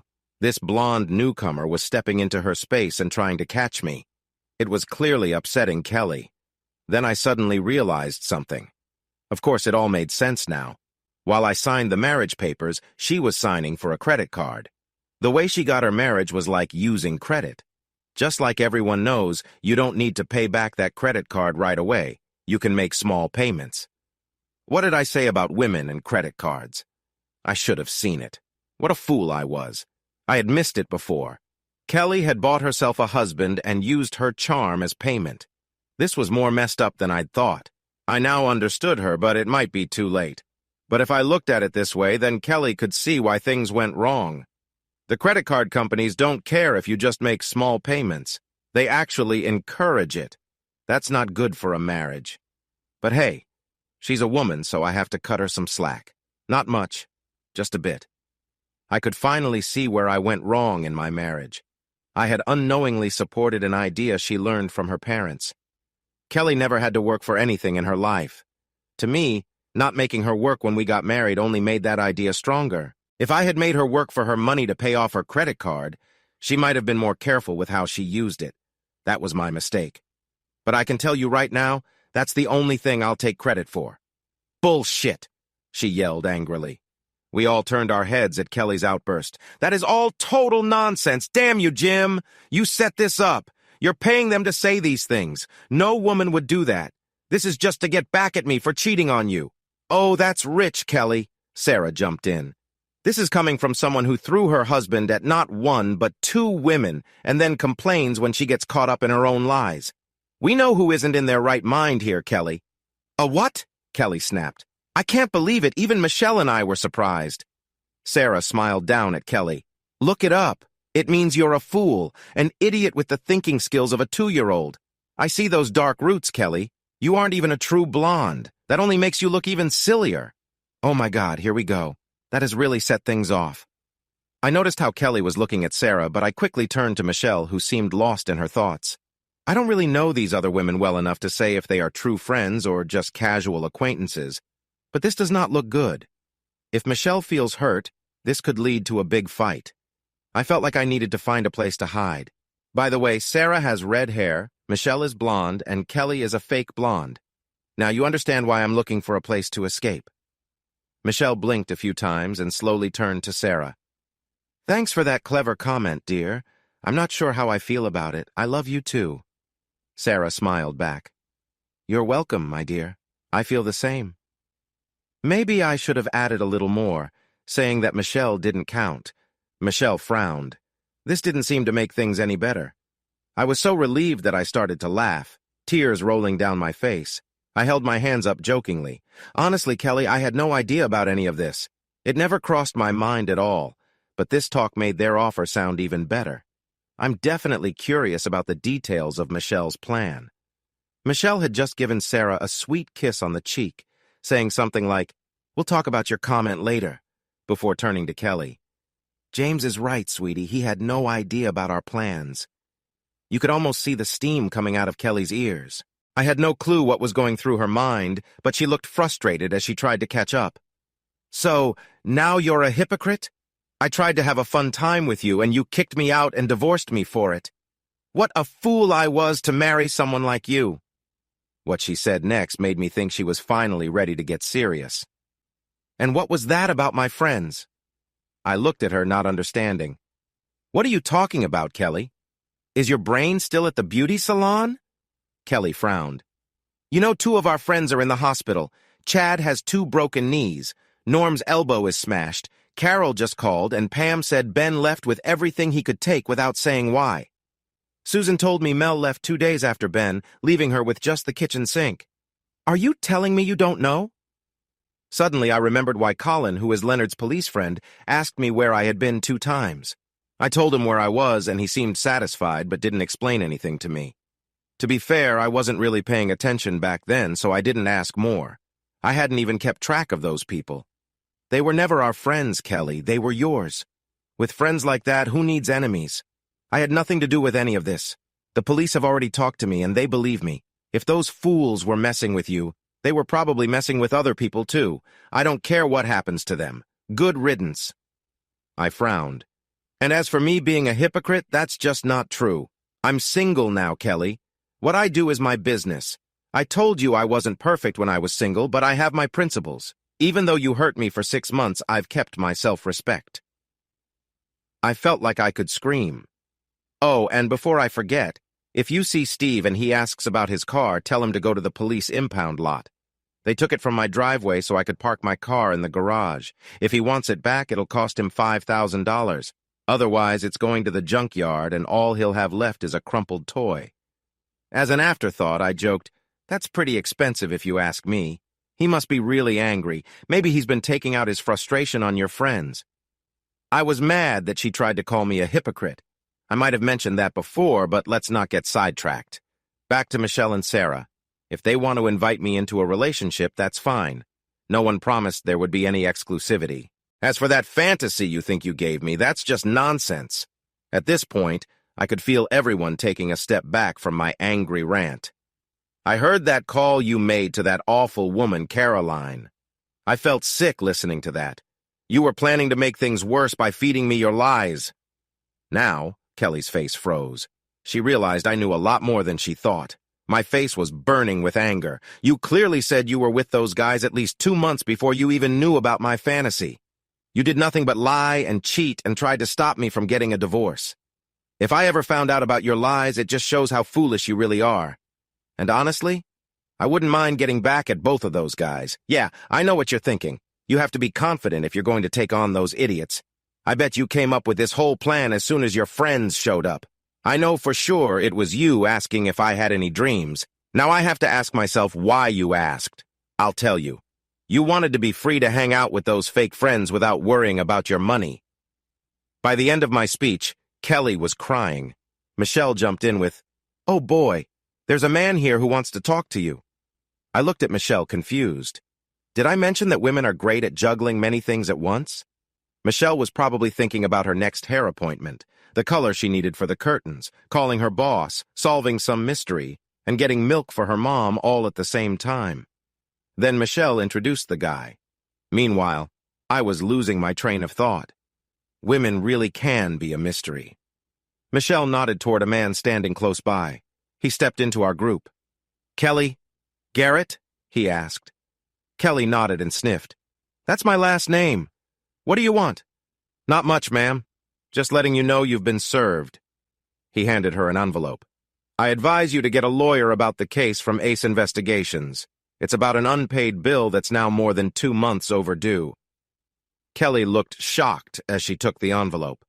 "Have a nice day, ma'am," he said, walking away while whistling. I could start to like that guy, but Kelly began to cry again. This can't be happening. She ripped open the letter and gasped. "I can't pay this! It says I owe $1,500. That's not right. I paid $1,000 already as a deposit. What happened to that money?" Michelle smiled and pulled out a check, waving it in front of Kelly before passing it to me. I noticed it was one of our checks to Ace Investigations for $1,000 with Kelly's signature on it. "You're right, Kelly," Michelle said, "but I managed to convince Brock not to cash that check. He decided to charge the total to your account instead. He thinks the check would have bounced since James probably locked the account. He also said that it was terrible what you did, trying to use James's money to get an easy way out." Kelly was about to shout again, but Sarah stepped in. Michelle's right. Brock is a good guy if you don't upset him, but if you do, it won't end well for you. Probably not a good idea to ask for another job from him. We all stayed quiet as Kelly's face changed from sick to scared. Then Sarah spoke again. That's really low, using your husband's money against him.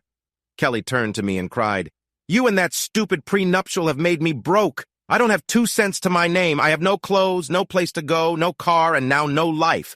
I don't even have skills for a job. What will I do now? Her makeup had run down her face from crying.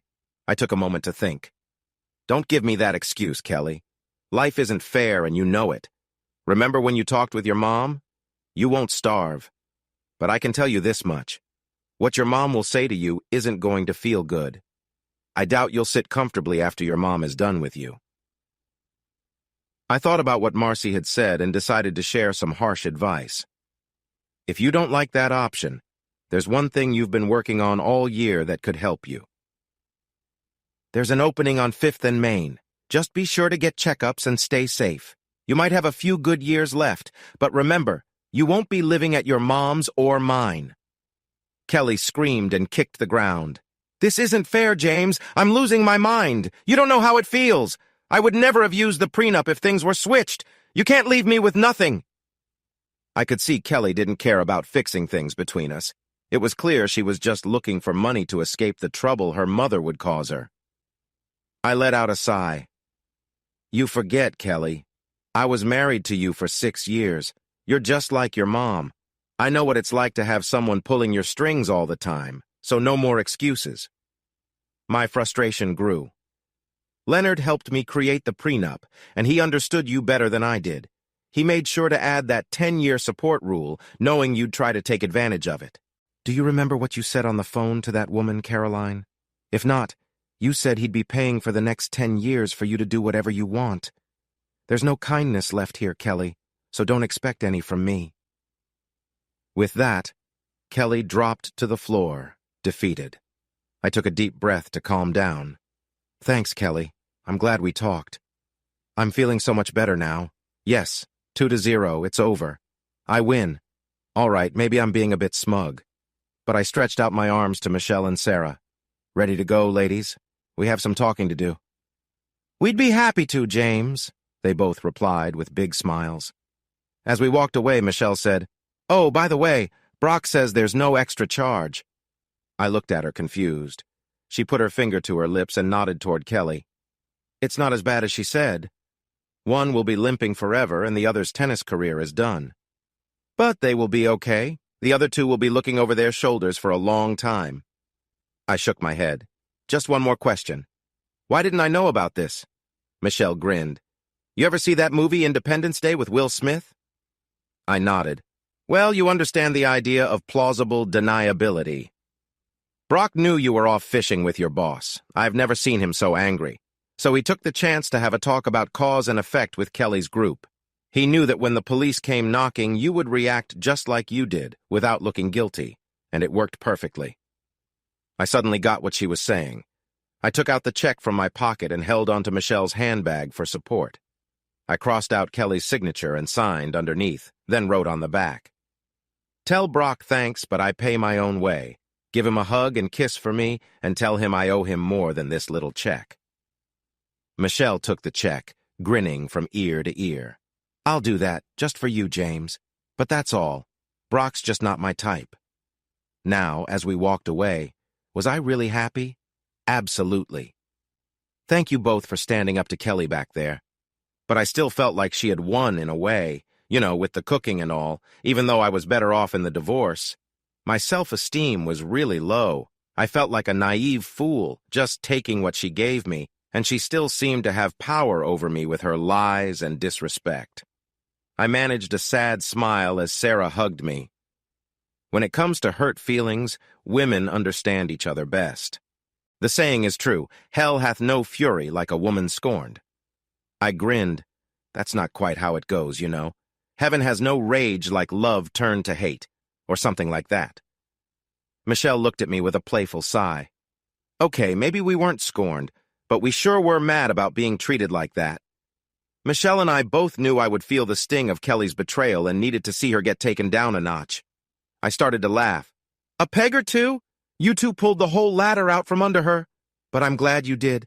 My manly pride thinks I should be the one getting revenge, not you two. But all I want is to move on and put this behind me.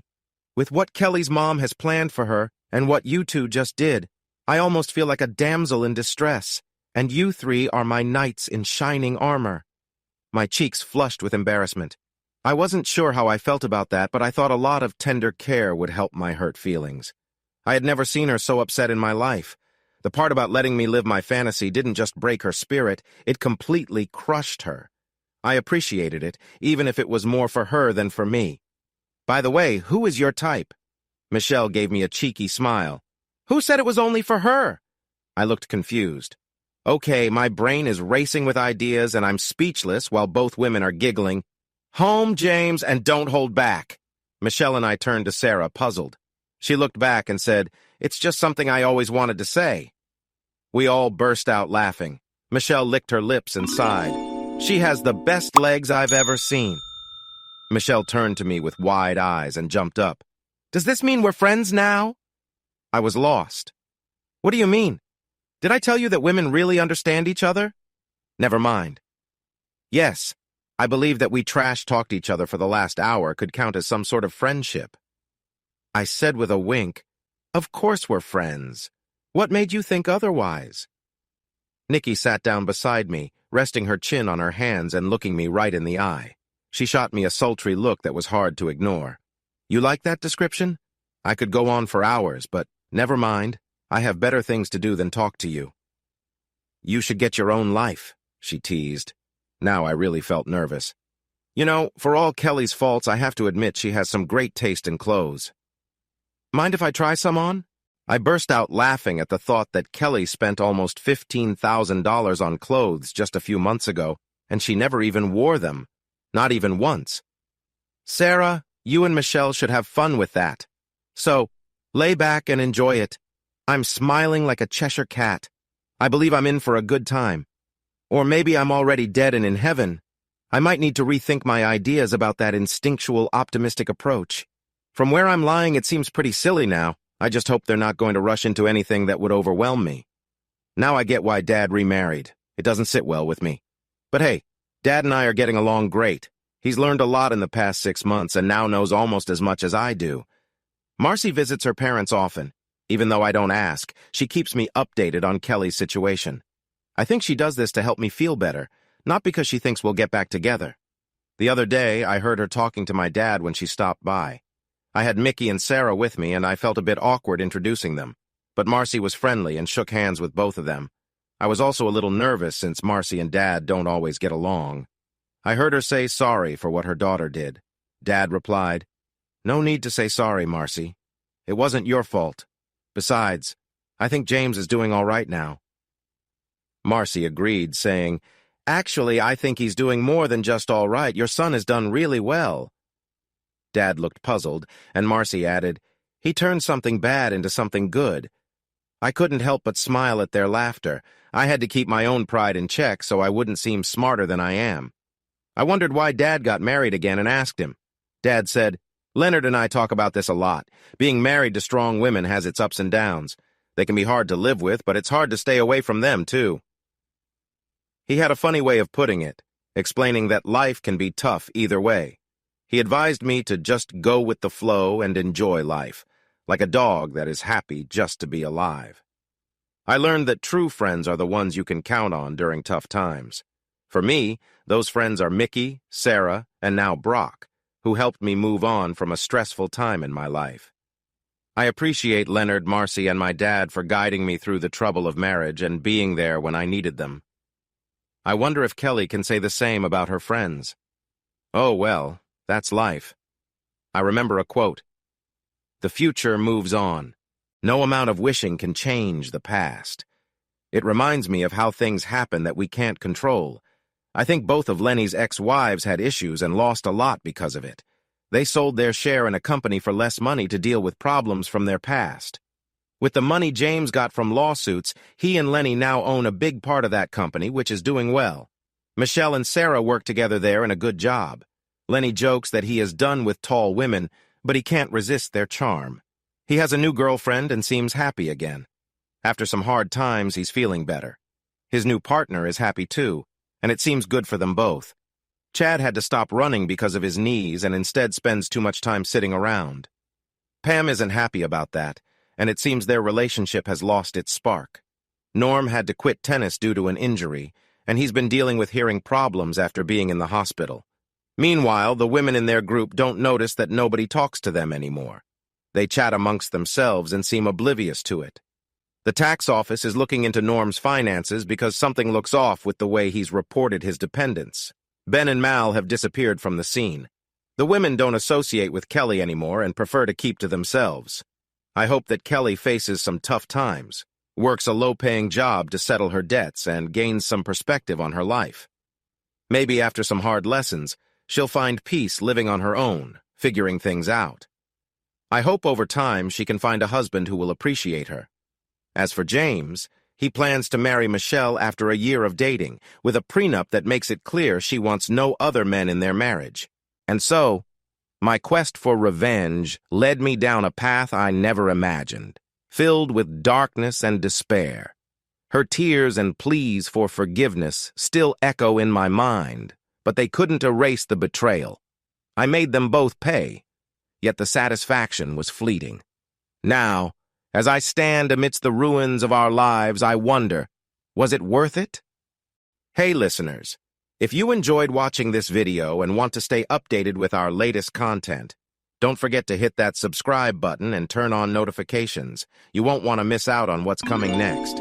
Thanks for watching, and see you in the next video with Queen Cheating Tales.